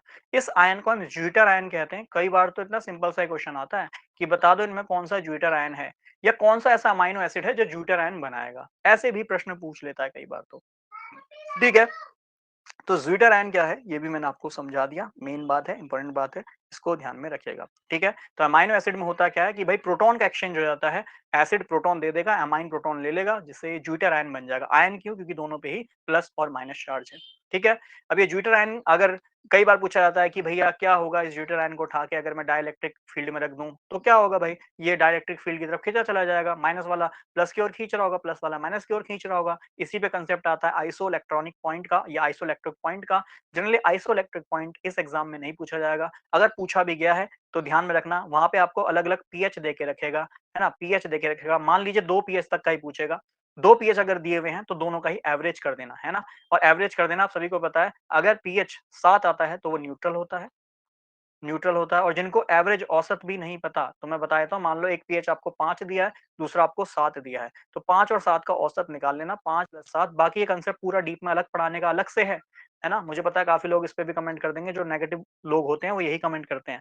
जैसे मैंने एक कमेंट देखा, एक बच्चे का, वो कमेंट क्या था कि सर आपने पहले ही जो है डिसाइड कर दिया कि 80 मार्क्स जो जाएगा। अरे भैया मैंने ये कहा है कि एटलीस्ट इतनी तैयारी तो करो कि 80 मार्क्स तक आप अपने आप को सेफ मानो। कंपटीशन ही इतना है, 55 सीटें हैं, कितने बच्चों ने फॉर्म भरा होगा? और मुझे लगता है वो बच्चा शायद काफ़ी साल पहले 12th करके बैठा होगा साइंस से, जो रिसेंट में 12th करके आया है। मान लो आपके ही कंपटीशन में कोई ऐसा बच्चा आ गया जो नीट जेईई का पेपर लिख रहा है ना? और साथ में ये पेपर भी लिखने बैठ गया, तो सोचो कितना आगे है वो आपसे। उसका मैथ तैयार है, फिजिक्स तैयार है, केमिस्ट्री तैयार है, वो 80 मार्क्स के लिए कौन-सी बड़ी बात है? वो बोर्ड्स में 90% अगर लेके आया, तो यहाँ 80 मार्क्स लाने में उसको क्या जा रहा है? सोच के देखिएगा ये बात। तो इसलिए मैं कह रहा हूँ अपना कम से कम, क्योंकि 55 सीट है भाई, अगर मैं कहता 500-600 सीटें हैं, तब तो मैं कहता 70 पे भी आ सकता है ना? तो एक सेफ स्कोर तो लेके चल सकते हैं मन में। बाकी हाँ, पेपर टफ आया तो ऑब्वियस बात है मेरिट सभी की डाउन जाएगी। फिर 70 क्या 60 क्या, फिर तो कितनी मेरिट जा सकती है। बट एक तैयारी का लेवल भी तो होगा कि हाँ, कम से कम 80 नेट क्वेश्चन सही हो मेरे, ऐसी तैयारी तो करूँ। ठीक है? तो ख़ैर छोड़िए, मैं सभी के दिमाग में नहीं घुस सकता, नहीं सबको समझा सकता, अपनी इच्छा है। ख़ैर न्यूट्रल आता है, अच्छी बात है। जैसे 7 और 5 12, 12 का एवरेज निकाला 6 आया। 6 आपको पता है 7 से कम होता है तो वो एसिड होता है, अम्ल होता है, 7 से ज़्यादा वाला बेस होता है। तो ये पूछता है कि भैया बता दो, इतना-इतना पीएच दिया है, बता दो आइसोइलेक्ट्रिक पॉइंट पे इतनी-इतनी वैल्यू है इन पीएच की, तो बता दो एसिडिक होगा या बेसिक होगा। तो इतने सिंपल-सिंपल से क्वेश्चन पूछेगा, दिमाग लगा लेना, आंसर हो जाएगा। ठीक है? चलिए, अब इसमें कुछ बातें और जो मैं आपको बताना चाहूँगा। देखो, अमाइनो एसिड का बहुत सारा क्लासिफिकेशन है, कैसे-कैसे है। एक तो ध्यान रखना, अमाइनो एसिड में अगर COOH और NH2 ग्रुप अगर ये मौजूद हैं, ये दोनों बराबर मात्रा में मौजूद हैं, तो उसको आप न्यूट्रल अमाइनो एसिड कहोगे। न्यूट्रल क्यों? क्योंकि जितने एसिड हैं उतने ही बेस हैं, एसिड बेस न्यूट्रल होते हैं, ऐसे करके समझ लेना। अगर मान लो किसी अमाइनो एसिड में, देखो अमाइनो एसिड बहुत टाइप के होंगे, अगर COOH ग्रुप की मात्रा वहाँ ज़्यादा दिख रही है, एसिड ग्रुप ज़्यादा दिख रहे हैं, तो उसको एसिडिक अमाइनो एसिड कह दूँगा, है ना? एसिडिक कह दूँगा, बहुत सिंपल है। और थर्ड, यदि NH2 ग्रुप वहाँ ज़्यादा दिख रहे हो, है ना? भई बेस ज़्यादा दिख रहा हो, NH2 ग्रुप को मान लो अमाइन, अमाइन फॉर बेस, ऐसे करके समझ लो। ठीक है? अगर NH2 ग्रुप ज़्यादा दिख रहे हैं, तो बेस ज़्यादा दिख रहे हैं, मतलब वो बेसिक अमाइनो एसिड होगा। इतनी सी बात आपको समझ में आ रही होगी। ठीक है? तो यही क्वेश्चन बनेगा, इनमें से कौन-सा अमाइनो एसिड एसिडिक है, बेसिक है, न्यूट्रल है? कॉमन सेंस लगा लेना, अमाइनो एसिड को देख लेना। हालाँकि आपको अमाइनो एसिड का चलचित्र बना के दिखाएगा, इतना तो श्योर है, क्योंकि इतने अमाइनो एसिड्स हैं, कौन-कौन याद करेगा? इसलिए इतने याद भी नहीं होंगे, तो बेसिकली क्या करेगा? ऐसे ही क्वेश्चन जनरली आपसे पूछेगा। ठीक है? बाकी हाँ, कुछ अमाइनो एसिड एक बार देख जाना, एनसीईआरटी आपके पास होगी, तो देख जाना कौन-सा वाला एसिडिक है, कौन-सा बेसिक है। एक बार ओपन तो कर लेना स्ट्रक्चर, कम से कम ये तो याद मत करके जाओ, ये तो देख लेना कि इनमें से कौन-सा एसिडिक, कौन-सा बेसिक है, प्रैक्टिस के लिए इतना तो कर सकते हैं, तो इतना ज़रूर कर लेना। ठीक है? अब एक चीज़ और ध्यान रखना, कुछ अमाइनो एसिड होते हैं जो हमें नेचुरली नेचर में मिलते हैं ना, नेचुरली अकरिंग कह सकता हूँ, नेचुरली नेचर में जो हमें मिल रहे हैं। ध्यान रखना, जितने भी नेचुरली अकरिंग अमाइनो एसिड होते हैं, उनके परमपिता, है ना? जैसे हमने कार्बोहाइड्रेट के लिए पढ़ा, कार्बोहाइड्रेट के परमपिता कौन है? ग्लिसरॉल एल्डिहाइड है। ऐसे ही यहाँ पे जो इसके परमपिता हैं, ये आपका कौन है? ये सेरीन है। कौन है? सेरीन है। सेरीन देखो, ये एसिड है, ये अमाइन है, दोनों ही ग्रुप है, मतलब ये अमाइनो एसिड है। इस अमाइनो एसिड का नाम होता है सेरीन। चलो मुझे बता दो, ये एसिडिक है, बेसिक है, न्यूट्रल है? तो आप देख रहे होगे यहाँ पे एक NH2 एक ही COOH ग्रुप है, तो सर बराबर है, बराबर वाला कैसा होता है? न्यूट्रल होता है, उदासीन होता है। ना ये एसिडिक अमाइनो एसिडिक है, ना ये बेसिक अमाइनो एसिडिक है। ठीक है? एसिड है। तो यहाँ पे अगर एक चीज़ और देखो, अब इसमें एक चीज़ ध्यान रखनी है, हमने वहाँ पढ़ा था OH ग्रुप, यहाँ देखना है NH2 ग्रुप को। अगर NH2 ग्रुप लेफ्ट में है तो ये एल सीरीन होगा, राइट में होगा तो ये डी सीरीन होगा, है ना? मिरर इमेज बना देना, NH2 को राइट में पहुँचा देना, राइट में NH2 दिख रहा है तो ये कैसा हो जाएगा? डी सीरीन हो जाएगा। अब ध्यान रखना, जितने भी नेचर में मिलने वाले अमाइनो एसिड हैं, उनके परमपिता एल सीरीन है ना? एल सीरीन है, मतलब नेचर में मिलने वाले जितने भी अमाइनो एसिड हैं, वो किसके रिस्पेक्ट में देखा जाता है? एल सीरीन के रिस्पेक्ट में देखा जाता है। तो एल सीरीन यहाँ परमपिता है, इतनी बात को ध्यान में रख लेना। अब कुछ और बातें क्लासिफिकेशन में, कुछ और बात, अब ये ध्यान में रख सकते हो हाँ, कि जैसे आपका कार्बोक्सिलिक ग्रुप है, इस पे NH2 ग्रुप लग रहा है और मान लो यहाँ R लग रहा है ना? और यहाँ H लगा लेना। अब आप जानते हो कार्बोक्सिलिक एसिड की प्राथमिकता, प्रायोरिटी, इसलिए मैंने कहा था IUPAC नेमिंग जरूर कर लें, बहुत हेल्प करता है। COOH की प्राथमिकता ज़्यादा है, ठीक है? ये ग्रुप हो गया, ग्रुप से पहला कार्बन अल्फा हो गया, तो इसलिए इसको हम अल्फा अमाइनो एसिड कह देते हैं, क्योंकि अमाइन अल्फा पोजीशन पे है, तो इसको हम अल्फा अमाइनो एसिड कह देंगे। अब ऐसे ही मान लो ये COOH है, यहाँ H है और यहाँ एक और H लगा देना कार्बन पे, यहाँ CH लगा देना, यहाँ NH2 लगा देना, यहाँ R लगा देना। तो ये हमारा ग्रुप हो गया, ग्रुप से पहला वाला अल्फा, दूसरा वाला बीटा। तो क्या नाम हो जाएगा? Beta amino acid. ठीक है? Beta amino acid. तो इतनी बात समझ में आती है कि जैसे हमारे कार्बन है, इस पे मान लो COOH ग्रुप है, अगर अमाइन यहाँ लगा है तो उसको अल्फा कह देंगे, यहाँ लगा है तो बीटा कह देंगे, यहाँ लगा है तो गामा कह देंगे, यहाँ लगा है तो डेल्टा कह देंगे। ठीक है? आगे चलते हैं ना इसी तरीके से, तो alpha, beta, gamma, delta, theta, phi, theta, जो मन करे आगे करते हैं ना, बट हाँ, अल्फा, बीटा, गामा, डेल्टा इतना तो याद रखना। ठीक है? चलिए। तो ये थे हमारे अमाइनो एसिड, ये चीज़ आपको ध्यान में रखनी है। अब एक और जो इम्पोर्टेंट टॉपिक बनता है ना? डीनेचुरेशन। और भी बहुत कुछ पढ़ाने को है, बट वही कहानी है, पढ़ना क्या है? भैया इस वक़्त इतना भी दिमाग में रख लो ना, बहुत बड़ी बात है, ठीक? तो इसलिए सब कुछ या तो आपने पढ़ रखा हो, तब मैं आपसे कहूँगा कि भैया एक बार एनसीईआरटी को और इस चैप्टर को एक बार इस ये पढ़ने के बाद और देख लेना, तो याद भी रहेगा कि अभी हमने पढ़ा है और एक बार एनसीईआरटी पलट के देख लोगे, तो सारा रिवाइज़ होने लगेगा, है ना? बहुत कुछ पढ़ा दिया है। बट जिन्होंने बिल्कुल नहीं पढ़ा वो इतना भी दिमाग में रख लें, काफ़ी है। जैसे डीनेचुरेशन, इस पे क्वेश्चन प्रीवियस ईयर में पूछा गया है, तो उसको थोड़ा-सा दिमाग में रखना। डीनेचुरेशन का मतलब ये होता है कि किसी भी अमाइनो एसिड, है ना? अमाइनो एसिड या उसके स्ट्रक्चर, अमाइनो एसिड मिलके क्या बनाते हैं? प्रोटीन बनाते हैं। अमाइनो एसिड मिलके क्या बनाते हैं? प्रोटीन बनाते हैं, ठीक है?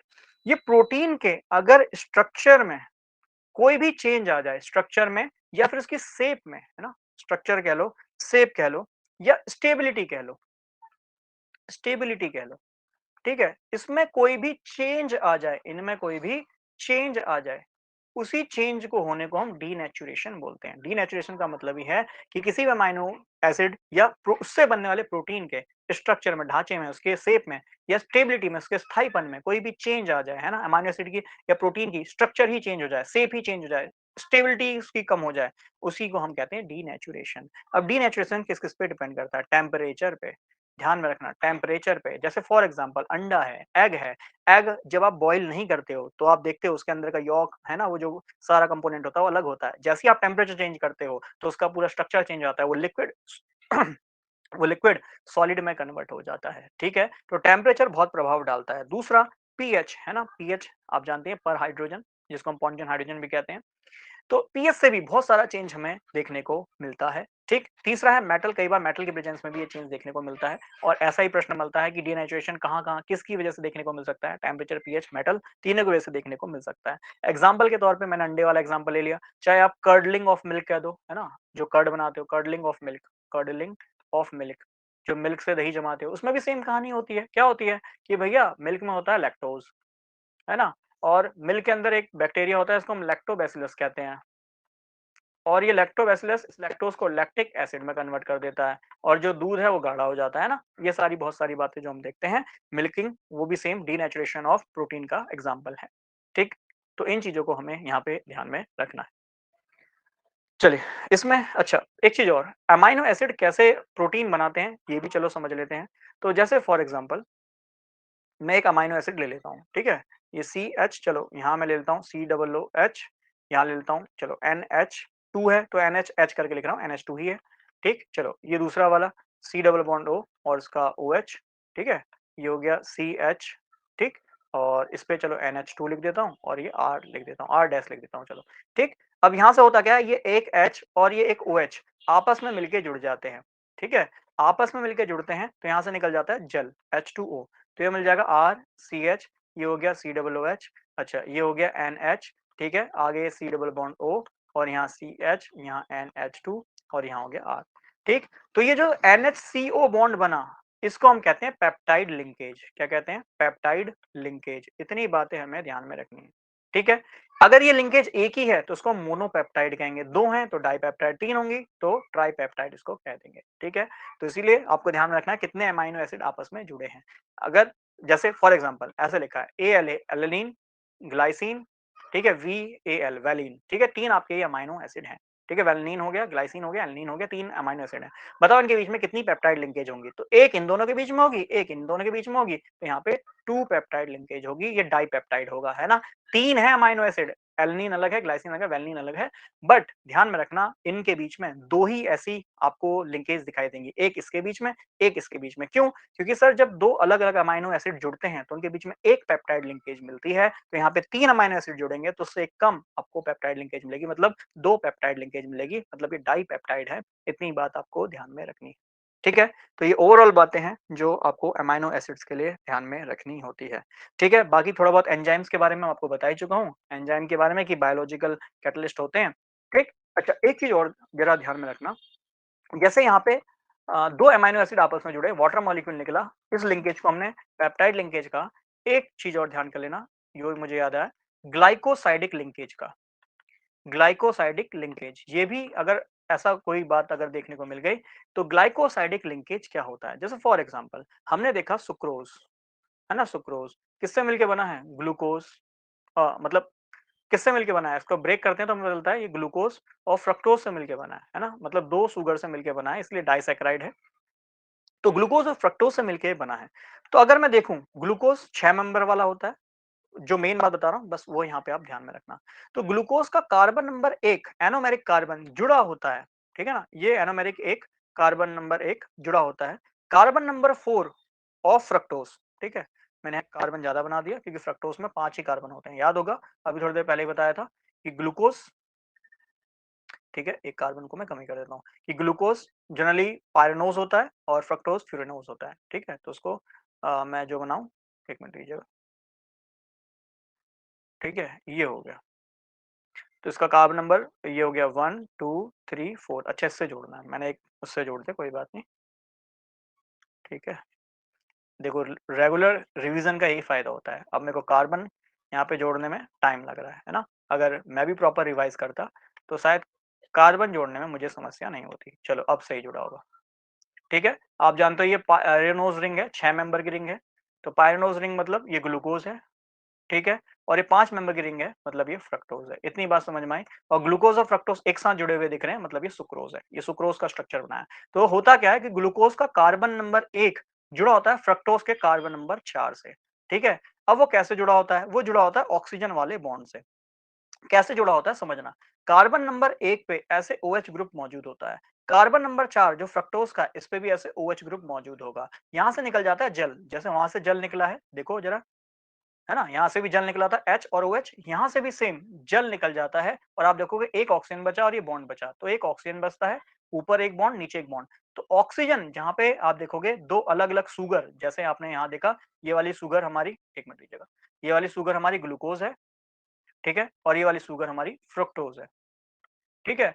तो ये अलग अलग शुगर हैं, जब ये आपस में जुड़ी तो आपको पता है ग्लूकोज फ्रक्टोज आपस में जुड़ के सुक्रोज बनाती हैं। तो जब ये आपस में जुड़ रही होंगी, कैसे जुड़ी होंगी भाई? यहाँ से एक वाटर मॉलिक्यूल निकला होगा और ये ऑक्सीजन ग्लूकोज और फ्रक्टोज के बीच में एक ब्रिज की तरह काम कर रही होगी। इसी ब्रिज को, इसी लिंकेज को हम ग्लाइकोसाइडिक लिंकेज कहते हैं। ये बात ध्यान में रखना है। होता क्या है? ग्लूकोज का कार्बन नंबर 1 फ्रक्टोज के कार्बन नंबर 4 से जुड़ा होता है बाई ग्लाइकोसाइडिक लिंकेज। और मैंने आपको बताया था जो कार्बन नंबर 1 होता है यही एनोमेरिक कार्बन होता है। ध्यान से सुनना, यही एनोमेरिक कार्बन होता है। और जो एनोमर पे OH फ्री OH होना चाहिए था, अगर फ्री OH है तो याद कीजिए मैंने बताया था वो शुगर रिड्यूसिंग शुगर होगी, रिड्यूसिंग शुगर होगी। इस पे जो एनोमेरिक कार्बन है उसका OH अब मौजूद नहीं है, वो OH हट गया, वो फ्री नहीं है, अब वो ग्लाइकोसाइडिक लिंकेज में चला गया, है ना? दो के बीच में लिंक बना रहा है। OH ग्रुप जो अलग था अब वो अलग नहीं है, वो जुड़ गया है किसी और के साथ। अब वो OH ना होके ग्लाइकोसाइडिक लिंकेज हो गया। इसलिए अब ये शुगर रिड्यूसिंग नहीं है, क्योंकि इसका OH फ्री नहीं है। मतलब ना ही ये टैलेंट टेस्ट देगा, ना ही आपका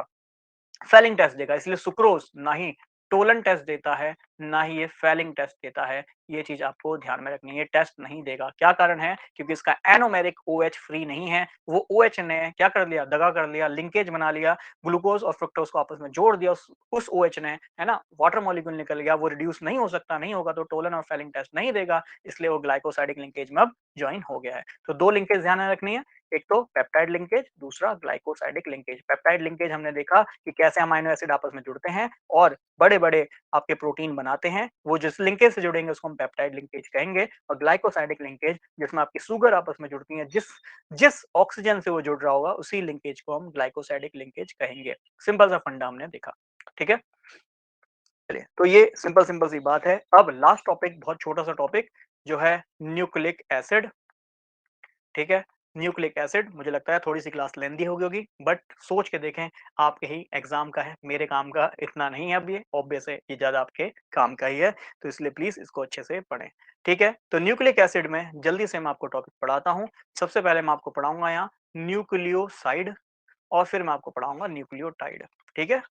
अब ऐसा भी नहीं है कि मैं जल्दी में पढ़ा रहा हूँ या टॉपिक लंबा हो गया तो छोड़ रहा हूँ, छोड़ नहीं रहा हूँ। इंपॉर्टेंट जो है वो सारा पढ़ा रहा हूँ, जितना आप रिटेन कर सकते हैं ना उतना मैं आपको पढ़ा रहा हूँ, ठीक है। क्योंकि सब कुछ पढ़ाने का समय अभी है नहीं, 1 घंटे में सब कुछ पढ़ाया भी नहीं जा सकता है। ये सिंपल सी बात है। इसलिए जो बेस्ट है, जो मोस्ट अप्रोप्रिएट है, वो आपको पढ़ाया जा रहा है, ठीक है। बाकी जो बच्चे रिवीजन कर चुके हैं, अब लग रहा है कि हाँ और सारी चीजें रिवाइज हो गई, तो एनसीईआरटी एक बार पलट के देख लेना, काम आपके बहुत करेगा, ठीक। चलो मैं जल्दी से न्यूक्लियोसाइड और न्यूक्लियोटाइड का अंतर बताता हूँ। हो सकता है इसके अंतर, क्योंकि इसका अंतर ही बेस है यहाँ पे, जैसे हर चीज़ पढ़ी है उससे छोटे पहले एक मैंने बेस आपको पढ़ाया है, ठीक है? अब यहाँ बेस भी लिख दिया। अब ये बेस कौन-सा बेस है? अब ये बेस क्षार वाला बेस है, हिंदी माध्यम वालों के लिए। और बेस आप सभी जानते हो एसिड बेस वाला, ये वो बेस है, कहीं ये वाला बेस समझ रहे हो कि बेस पढ़ा रहे हैं तो, ठीक है? चलो, ये देखना। ये है न्यूक्लियोसाइड। इस न्यूक्लियोसाइड में 2 ही चीज़ होंगी, एक तो ये 5 मेंबर वाली सुगर, 5 मेंबर वाली इसलिए हम इसको पेंटोज़, 5 मेंबर है तो पेंटोज़ और सुगर कह देंगे, ठीक है? प्लस इसमें एक बेस, बेस मतलब क्षार, एसिड बेस वाला बेस है ये, ठीक है ना? तो ध्यान रखना न्यूक्लियोसाइड में एक तो ये 5 मेंबर वाली सुगर होगी और एक बेस मौजूद होगा, ये है न्यूक्लियोसाइड, ध्यान में रखना। न्यूक्लियोटाइड में क्या-क्या मौजूद होगा, तो बता देता हूँ, चलो ये बना देता हूँ। एक तो ये 5 मेंबर की, 1 मिनट देना, फिर मुझे रफ ही करना पड़ेगा क्योंकि ज़्यादा बेकार बन गया। ठीक है? मुझे लगता है मुझे भी आराम की थोड़ी-सी ज़रूरत पड़ रही है गले को, या पानी की ज़रूरत पड़ रही है, क्योंकि कंटीन्यूअस पढ़ा रहा हूँ और देखो आपको लगता है भई मेहनत कर रहा हूँ, तो प्लीज़ एक लाइक प्यारा-सा दे दिया करो और कमेंट में लिख दिया करो कि सर कैसा पढ़ा रहे हो, ठीक है? कम से कम वो जो बकवास करने आते हैं, ठीक है ना? जिनको मैं कहता हूँ कि हाँ भई किसी दूसरे कोचिंग से आया है और थोड़ा-सा परेशान करने आया है, ठीक है? उनका काम ही यही होता है भाई, वो दूसरे कोचिंग से पैसा लेके आएँगे और जो है हमें परेशान करेंगे। और उल्टे-उल्टे कमेंट लिखेंगे जानबूझ के। ख़ैर कोई बात नहीं। चलो, देखो यहाँ पे जो न्यूक्लियोटाइड है इसमें 3 चीज़ें आपको नज़र आएँगी। देखो यहाँ 2 ही चीज़ें नज़र आई, एक तो 5 मेंबर का ये सुगर और एक बेस। बेस मतलब क्षार, ठीक है? अब वो बेस कैसा होगा मैं आपको बताऊँगा, टेंशन मत लो। ये बेस नाइट्रोजनस बेस होगा। चलो मैं लिख भी देता हूँ उसके आगे। काफ़ी लोग तो ये कहेंगे कि बेबी को बेस पसंद है ना? नाइट्रोजनस बेस है। नाइट्रोजनस कौन-कौन से नाइट्रोजनस बेस होते हैं पढ़ाऊँगा कि भाई ये आपके जनरली एडेनिन, साइटोसिन, ग्वानिन और यूरेसिल, और कौन बच गया? और और कौन बच गया? जनरली यही, मुझे तो अभी 4 याद आ रहे हैं, ठीक है? 1 मिनट फिर से रिपीट कर देता हूँ। एडेनिन हो गया, साइटोसिन हो गया, ग्वानिन हो गया, यूरेसिल हो गया, अच्छा थायमाइन रह गया मुझे लगता है, हाँ, 5 हो गए ना? तो थायमाइन ये हमारे 5 जो हैं बेस हो गए, ठीक है? मैं बुक ओपन करने जा ही रहा था, चलो ख़ैर। तो बेस कौन-सा है? ये नाइट्रोजनस बेस है, वो बताऊँगा अभी कौन-कौन से हमारे नाइट्रोजनस बेस हैं। मैं लिख भी देता हूँ, चलो यहाँ कोई बात नहीं। एडेनिन, और हाँ, जिन पे बायो होगी, बायो वाले बच्चे भी तो हैं हमारे पास, तो जिन पे बायो होगी उनको तो पता ही होगा। एडेनिन हो गया, फिर सी से लिख देता हूँ चलो, साइटोसिन हो गया, फिर इसके बाद जी वाला लिख देता हूँ, ग्वानिन हो गया, मतलब ये नाइट्रोजन इनमें होगा, नाइट्रोजन वाले बेस होंगे, ठीक है? ग्वानिन हो गया, और क्योंकि मैं इनके स्ट्रक्चर नहीं बना रहा, स्ट्रक्चर ना ही याद करने हैं, जो मेन बात है ना वो इनसे ही आएगी। स्ट्रक्चर वगैरह एग्ज़ाम में बहुत कम, बहुत रेयर चांस है, बहुत ही ज़्यादा हार्ड एग्ज़ाम बनाना तो ही पूछेंगे, अदरवाइज़ मतलब वही कि भैया 80 पे कट ऑफ नहीं जाएगी, तो 60 पे जाएगी अगर ऐसा क्वेश्चन आएगा, इतना हार्ड आएगा तो। ठीक, एडेनिन, साइटोसिन, ग्वानिन, थायमीन लिख देता हूँ, थायमीन, और इसके अलावा कौन बच गया? यूरेसिल, यूरेसिल, ठीक है? तो ये 5 ही बेस यहाँ पे देखने को मिलते हैं, ठीक? तो ये आपको बातें ध्यान में रखनी है। अब इसमें क्या है देखो, न्यूक्लियोटाइड में क्या अंतर है कि भाई इसमें एक तो फॉस्फेट प्रेजेंट है, लेफ्ट टू राइट चलते हैं।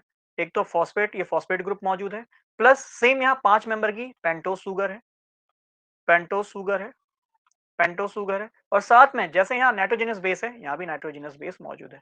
एक कॉमन बात नजर आई क्या, कि सर न्यूक्लियोसाइड में पेंटोस शुगर और बेस है, सर वो तो यहाँ भी है, बस न्यूक्लियोटाइड में क्या एक्स्ट्रा है? ये फॉस्फेट एक्स्ट्रा है। तो दैट मीन्स मैं अगर ऐसा लिखूं तो ये गलत नहीं है क्या, कि न्यूक्लियोसाइड में अगर मैं फॉस्फेट रिंग ऐड कर दूं, है ना, ये फॉस्फेट ऐड कर दूं, फॉस्फेट ऐड कर दूं, तो ये मिलके ही न्यूक्लियोटाइड बनाते हैं, है ना? न्यूक्लियोटाइड, देखो टाइड का टी है ना, टी, टी मतलब टी को प्लस की तरह इमेजिन करो, देखो ये टी है, टी को प्लस की तरह इमेजिन करो तो समझ में आ जाएगा कि प्लस हो क्या है ना? प्लस हो क्या है कि न्यूक्लियोसाइड में बस फॉस्फेट जोड़ दो तो न्यूक्लियोटाइड बन गया। इतनी सी बात आपको ध्यान में रखनी है ना? तो भैया साइड में फॉस्फेट जोड़ा, न्यूक्लियोटाइड मिल गया। न्यूक्लियोसाइड क्या है? जिसमें एक ऐसी 5 मेंबर की रिंग होगी, साथ में एक नाइट्रोजनस बेस होगा। वो base adenine, cytosine, guanine, thymine, uracil कुछ भी हो सकता है। सिमिलरली यहाँ भी फॉस्फेट बस एक्स्ट्रा जुड़ जाएगा तो उसको हम न्यूक्लियोटाइड कहेंगे। तो फॉस्फेट प्लस शुगर, ये 5 मेंबर वाली, और ये बेस, इन सबको मिला दिया जाए, न्यूक्लियोटाइड होगा। बेस कौन-कौन हो सकता है? एडेनिन, साइटोसिन, ग्वानिन, थायमीन और यूरेसिल हो सकता है। तो इतनी बात आप सभी को समझ में आई होगी। अच्छा, ये अल्फा हेलिक्स कहाँ से बीच में आ गया? इतना आप इसको ना एक स्क्रीनशॉट ले लो, मैं इसको इरेज़ कर देता हूँ। इरेज़ ऑल स्क्रीन कर देता हूँ, ठीक है? ताकि मैं इसमें आपको जो बचा हुआ कांसेप्ट है वो भी पढ़ा सकूँ, ठीक? चलो, अब मैंने आपको बताया जो हमारे पास पेंटोस शुगर है, पेंटोस शुगर है, इससे 2 मेन बातें याद कर लेना, प्रश्न यहाँ से बन सकता है, ठीक है? और ये प्रीवियस ईयर में नीट जेईई में भी पूछा गया क्वेश्चन है जो मैं आपको बताने जा रहा हूँ, ठीक? ये वो बात है जो आपको समझ में आनी चाहिए। जैसे हम पढ़ते हैं डीएनए और आरएनए की फुल फॉर्म, हम पढ़ते हैं आरएनए राइबो न्यूक्लिक एसिड, और जो हमारा डीएनए होता है ये होता है deoxy deoxy ribo nucleic acid. ठीक है, तो ये डीएक्सी हमारा राइबोज है। दो तरह की हमारी पेंटोस शुगर देखने को मिलती है, एक होती है राइबोज शुगर, एक होती है डीऑक्सी राइबोज शुगर। ये डीऑक्सी राइबोज शुगर ही हमारी डीएनए में प्रेजेंट होती है, जिसकी वजह से हम जानते हैं इसकी फुल फॉर्म भी deoxy nucleo deoxy nucleo acid होता है ना, राइबो न्यूक्लिक एसिड होता है। ये चीज हमें ध्यान में रखना होता है। और आरएनए राइबोस न्यूक्लिक एसिड होता है। बट होता क्या है, एक बार जल्दी से देख लेते हैं। कई बार होता है एग्जाम में ना स्ट्रक्चर आ जाता है, तो मेन बात आपको बता देता हूँ, स्ट्रक्चर याद करो ना करो, इसका जो मेन बात है ना वो प्लीज याद कर लेना, आपको एग्जाम में जरूरी हेल्प करेगा। ठीक है, मुझे लगता है एक पानी का ब्रेक लेना पड़ेगा। चलो खैर, अब छोटा सा ही टॉपिक रह गया, मैं इसे पढ़ा के ही लूंगा, क्योंकि गला अब बोलने लग गया है मेरा हेलो हाय, तो इसलिए मैं इसको जल्दी से करा देता हूँ। राइबोज में ध्यान रखना कि ये जो कार्बन नंबर 2 होगा, हमारा कार्बन नंबर ये 1 हो गया, ये कार्बन नंबर 2 हो गया। ठीक है, ये कार्बन नंबर जो 2 है हमारा, इस पे OH ग्रुप मौजूद होगा, मतलब C2 पे अगर ये OH ग्रुप हाइड्रोक्सी ग्रुप मौजूद है तो इसको हम राइबोज कहेंगे। और जबकि डीऑक्सी में बस इतना ही ध्यान रखना है कि कार्बन नंबर 2 पे OH ग्रुप नहीं होगा मौजूद। ठीक है, ये हो गया CH2OH, ये हो गया H। ठीक है, ये हो गया H, ये हो गया OH। यहाँ देखो, यहाँ देखो कार्बन नंबर 2 यही बल्ले बल्ले करेगा, और इसी की वजह से इसका नाम है डीऑक्सीराइबोज। क्यों? क्योंकि यहाँ पे OH ग्रुप मौजूद है ही नहीं, ऑक्सी ग्रुप हट गया, डीऑक्सी हो गया है ना, ऑक्सी ग्रुप हट के डीऑक्सी हो गया। इसलिए समझ में आ गया होगा इसको हम क्यों डीऑक्सी लिख रहे हैं, क्योंकि कार्बन नंबर 2 पे ऑक्सीजन है ही नहीं, है ना, ऑक्सीजन है ही नहीं, क्रॉस का साइन बना है कि ऑक्सीजन नहीं है C2 पे, इसलिए डीऑक्सी है। तो ऑक्सी और डीऑक्सी और राइबोज में अंतर आपको सभी को समझ में आया होगा। ठीक है, चलिए इसको भी जल्दी से नोट कर लीजिएगा, मैं फिर से इरेज करूं। ठीक है, तो इतनी बात ध्यान में रखनी है। अब एक चीज और ध्यान में रखिएगा कि नाइट्रोजिनस बेस कौन कौन से हैं, ये तो मैंने आपको बता ही दिया, एक बार फिर से जल्दी से लिख देता हूं। नाइट्रोजिनस बेस कौन कौन से हैं? एक तो हो गया एडनिन, ठीक है, और दूसरा हो गया साइटोसिन। ठीक है, एटलीस्ट ए तो याद कर सकते हो, एटलीस्ट सी तो याद कर सकते हो, इतना भी याद करोगे तो काम बन जाएगा। फिर इसके बाद कौन था? ग्विनिन। ठीक है, जिसको हम जी से रिप्रेजेंट करेंगे। और फिर इसके बाद थायमीन। ठीक है, जिसको हम टी से रिप्रेजेंट करेंगे। और इसके बाद कौन बच गया? You, you for uracil. ठीक है, इसको हम यू से रिप्रेजेंट करेंगे। तो ये 5 ही बेस बस याद करने हैं। तो हमने क्या पढ़ा भाई? हमने पढ़ा कि एक तो हमारा फॉस्फेट है, फॉस्फेट है ना, और फिर ये हमारी सुगर है। ठीक है, फिर हमने पढ़ा भैया क्या? हमने पढ़ा साथ में एक बेस है, बेस है। ठीक है, अगर तीनों ही चीजें मौजूद हैं तो ये हमारा न्यूक्लियोटाइड है। अगर दो ही चीजें मौजूद हैं ये हमारा न्यूक्लियोसाइड है। एक मिनट रुक जाइए, मुझे इसको चार्ज पे लगाना पड़ेगा, बैटरी ऑफ बता रहा है। हाँ, चलिए, ये न्यूक्लियोसाइड है। ठीक है, सुगर दो तरीके की आपने बता दी सर। सुगर एक वो बता दी जिसके C2 पे OH ग्रुप मौजूद है, OH ग्रुप मौजूद है, वो राइबोज है, राइबोज है। जिसके C2 पे O ग्रुप या OH ग्रुप मौजूद नहीं है, ये डीऑक्सीराइबोज है, डीऑक्सीराइबोज है। इतनी बात आपने बता दी। अब बेस, बेस आपने बता दिया, ए हो गया एडनिन, साइटोसिन, ग्विनिन हो गया, थायमीन हो गया, यूरेसिल हो गया, ये 5 आपने बेस बता दी। इतनी बात याद कर लेना, काम बन जाएगा। ठीक है, क्यों? क्योंकि हमें समझना है डीएनए और आरएनए को। ठीक है, नोट कर लेना इतनी बात, इरेज कर रहा हूं। ठीक है, अब लास्ट बात कि भैया ये जो हमारे न्यूक्लिक एसिड होते हैं जिसके लिए हमने इतना बेस बनाया, अब ये क्या है? तो मैं आपको बता देता हूँ। ये न्यूक्लिक एसिड में आपको एक पढ़ना है डीएनए, डीऑक्सीराइबो न्यूक्लिक एसिड, और दूसरा पढ़ना है आरएनए, राइबो न्यूक्लिक एसिड। क्या इतनी बात मैं याद रख पाऊंगा? हाँ जी, याद रखना ही चाहिए। होता क्या, देखो हमारा पी, पी फॉर मतलब फॉस्फेट है ना, पी यहाँ पे फॉस्फेट है। ठीक, एक फॉस्फेट होगा, एक सुगर होगा। ठीक है, इससे एक बेस जुड़ा होगा, ये होगा। फिर देखो ये सुगर आगे फॉस्फेट से जुड़ा होगा, ये फॉस्फेट फिर सुगर से जुड़ा होगा, ये सुगर बेस से जुड़ा होगा। सेम डीएनए आरएनए का दोनों का ऐसा स्ट्रक्चर देखने को मिलेगा। P for phosphate, S for sugar, B for base, है ना, बी फॉर बेस। इतनी सी बात अगर याद कर लूं काम बन जाएगा। ठीक है, अब कुछ यहाँ पे इंपॉर्टेंट बातें आपको ध्यान में रखनी चाहिए कि डीएनए में कौन कौन से ये नाइट्रोजिनस बेस, ये जो बी फॉर बेस हैं, ये कौन कौन से नाइट्रोजिनस बेस मौजूद होते हैं। नाइट्रोजिनस बेस कौन कौन से मौजूद होते हैं ये आपको ध्यान में रखना है। तो डीएनए में मौजूद होगा ATGC, ये ऐसे करके याद कर सकते हो, ATGC, ठीक है।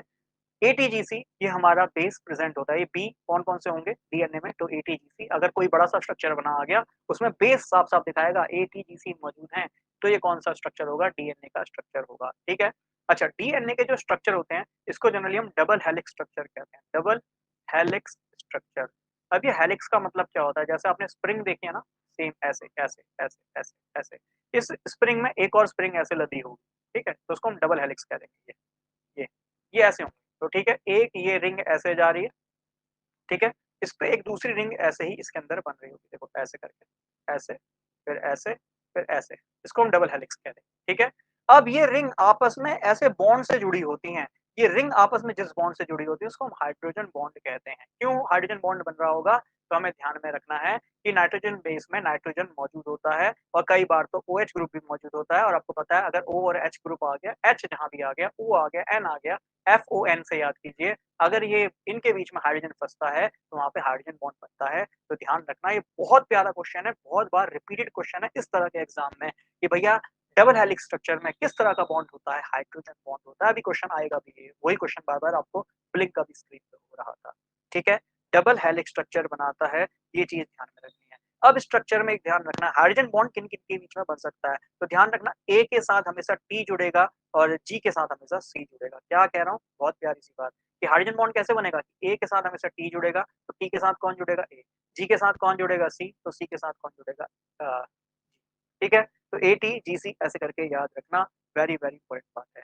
ऐसे ही डीएनए की डिकोडिंग भी करी जाती है। कहता है कि एक डीएनए है जिसका कोड ATCGU, यू तो नहीं आएगा ऑब्वियस है डीएनए का, तो ATGC है ना, मान लो CTG ऐसे करके कोई डीएनए का कोड है। तो बताओ इसका जो दूसरा स्ट्रैंड होगा उसमें क्या कोड होगा, है ना? डीएनए का एक स्ट्रैंड का अगर आपने कोड पढ़ लिया, तो कहेगा बताओ दूसरे स्ट्रैंड का क्या कोड होगा? तो ध्यान में रखना, ए किससे हाइड्रोजन बॉन्ड बना रहा होगा? ध्यान रखो ए टी से बनाता है, टी किससे बनाता है? ए से बनाता है, जी किससे बनाता है? सी से, सी किससे बनाएगा? जी से, सी बनाएगा जी से, टी बनाएगा ए से, जी बनाएगा सी से। तो अगले स्ट्रैंड का कोड भी आ जाएगा। इसलिए कहते हैं कि डीएनए का एक स्ट्रैंड पढ़ लीजिए, अगले स्ट्रैंड की कोडिंग आप सीधा-सीधा कर देंगे। हो सकता है कोडिंग का क्वेश्चन आ जाए, तो इतनी सिंपल सी बात वहाँ पे आपसे पूछ रहा होगा और आप कहेंगे ना जाने क्या बवाल पूछ लिया, है ना?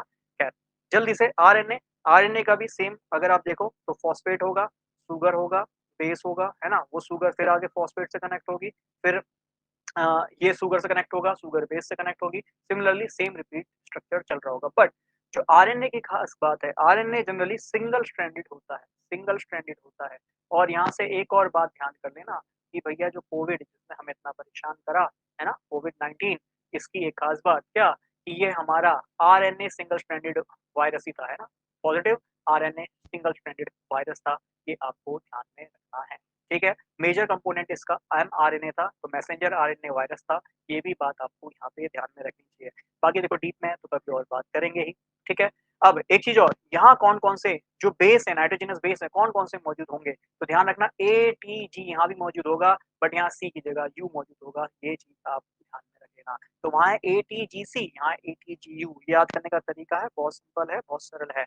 मतलब यहाँ पे साइटोसिन मौजूद होगा, है ना? साइटोसिन मौजूद होगा डीएनए में, और जबकि आरएनए में कौन मौजूद होगा? यूरेसिल होगा। वेरी वेरी इंपॉर्टेंट बात, याद करने का तरीका है, यूरेसिल में यू आर आ रहा है, U R, uracil U R, R मतलब आरएनए, ठीक है, क्या कह रहा है, मैं आर हूँ, आरएनए हूँ, तो यूरेसिल ऐसे करके भी याद कर लेना। और ये जब याद होगा जब हमें पता होगा कि एक नाइट्रोजन बेस हमारा यूरेसिल भी है। इसीलिए क्या कहा, 5 बस ये बेस याद कर लो भाई। एडेनिन, आपका सी फॉर साइटोसिन, इसके बाद जी फॉर विनिन, टी फॉर टाइमाइन, और आपका लास्ट बचा कौन? यूरेसिल। ये आपको 5 ही याद करने हैं। उन 5 ही बेस से वो नाइट्रोजनस बेस बनेंगे, उन्हीं से आपका डीएनए बनेगा, उन्हीं से आपका आरएनए बनेगा। तो क्या है न्यूक्लिक एसिड, समझ में आया होगा। तो ऐसे ही ये अमाइनो एसिड मिलकर क्या बनाते हैं? अमाइनो एसिड मिलकर ऐसे शुगर, फॉस्फेट वगैरह के साथ मिलकर आपके क्या बनाते हैं? प्रोटीन्स बनाते हैं, न्यूक्लिक एसिड बनाते हैं, फिर पूरा बॉडी का स्ट्रक्चर बन जाता है। तो ये सिंपल सी बात है, ये सिंपल सा फंडा है, और ये सारा टॉपिक हमारे एग्जाम के लिए है, ठीक है? तो जितना भी बायोमोलिक्यूल था हमने वो कंप्लीट कर लिया है। अब इसके बाद जल्दी से देख लेते हैं, the alpha helix structure of protein is stabilised by, किससे बनता है भैया? हाइड्रोजन बॉन्ड से बनता है, आपको बताया है। हेलिक्स स्ट्रक्चर किससे स्टेबल होता है? हाइड्रोजन बॉन्ड से होता है। फिर इसके बाद starch is a polymer of, किसका स्टार्च पॉलीमर होता है? तो हमने देखा था स्टार्च केवल किसका पॉलीमर है? ग्लूकोज का है, ठीक है? ग्लूकोज, और हमने देखा था किसका है? आई थिंक ग्लूकोज और लैक्टोज आपको लिखवाया था। ग्लूकोज और माल्टोज लिखवाया था, सॉरी, है ना, ग्लूकोज और माल्टोज का होता है, ये बात आपको। बाद on hydrolysis of starch we get finally क्या मिलता है हमें, तो ग्लूकोज मिलता है, ये आपको ध्यान में रखना है। ग्लूकोज और माल्टोज मिलता है, ये बात आपको ध्यान में, ठीक है। अच्छा, माल्टोज तो जनरली हमारा क्या कौन सा शुगर हो गया, माल्टोज हमारा जनरली डाइसैकेराइड हो गया, उसको भी ब्रेक करोगे तो ग्लूकोज और सुक्रोज दोनों ही मिलना चाहिए, तो ऑप्शन बहुत मिल जाएगा, ठीक। तो बाकी क्वेश्चन अगली क्लास में करेंगे, चलो इसको भी देख लेते हैं जाते जाते। कह रहा है सैकरिन, है ना, सैकरिन एक स्वीटनिंग एजेंट होता है, कह रहा है शुगर से कितना टाइम ज्यादा शुगरी होता है, तो ये लगभग 500, बुक में मिल जाएगा 500 टू 550 टाइम्स, इसको भी ध्यान में रखना। बाकी और भी क्वेश्चन होंगे, है ना, ये सब मैं अगली क्लास में कराऊंगा। तो आज की क्लास को इतना ही रखता हूँ, बस रिवीजन करना है, ज्यादा नहीं सोचना है, एक बार अभी पढ़ लिया, एक बार रात में रिवीजन कर लेना, ठीक है, नोट्स बना लेना, या आपको लगता है इसको थोड़ा और स्पीड में करके देखना है, हालांकि मैं ऑलरेडी स्पीड में बोल रहा हूँ, बट आपको लगता है स्पीड में करके देखना है, वैसे रिवाइज कर लीजिएगा। क्वेश्चन क्यों छोड़ना है, एक नंबर के पीछे किससे क्यों रहना है, ठीक है। बाकी मॉडर्न हिस्ट्री इंपॉर्टेंट टॉपिक है, उस पर मैं क्लास ले आऊंगा एक आध दिन में, ठीक। बाकी प्लीज पसंद आता है लाइक शेयर जरूर करा करें, देखो 1 घंटे से लगातार आपको पढ़ा रहा हूँ, पानी की प्यास लगी, बट कोई बात नहीं, मैं ये नहीं कह रहा, ओवर एक्ट नहीं कर रहा कि मैंने अभी पहले पढ़ाया, ऑब्वियस है मेरी ड्यूटी है, मैंने चूज किया कि भाई मुझे ऑनलाइन पढ़ाना है आगे, तो कोई बात नहीं, इट्स माय ड्यूटी, ठीक है। बाकी पसंद आता है प्लीज लाइक शेयर और सब्सक्राइब जरूर करें, बाय बाय।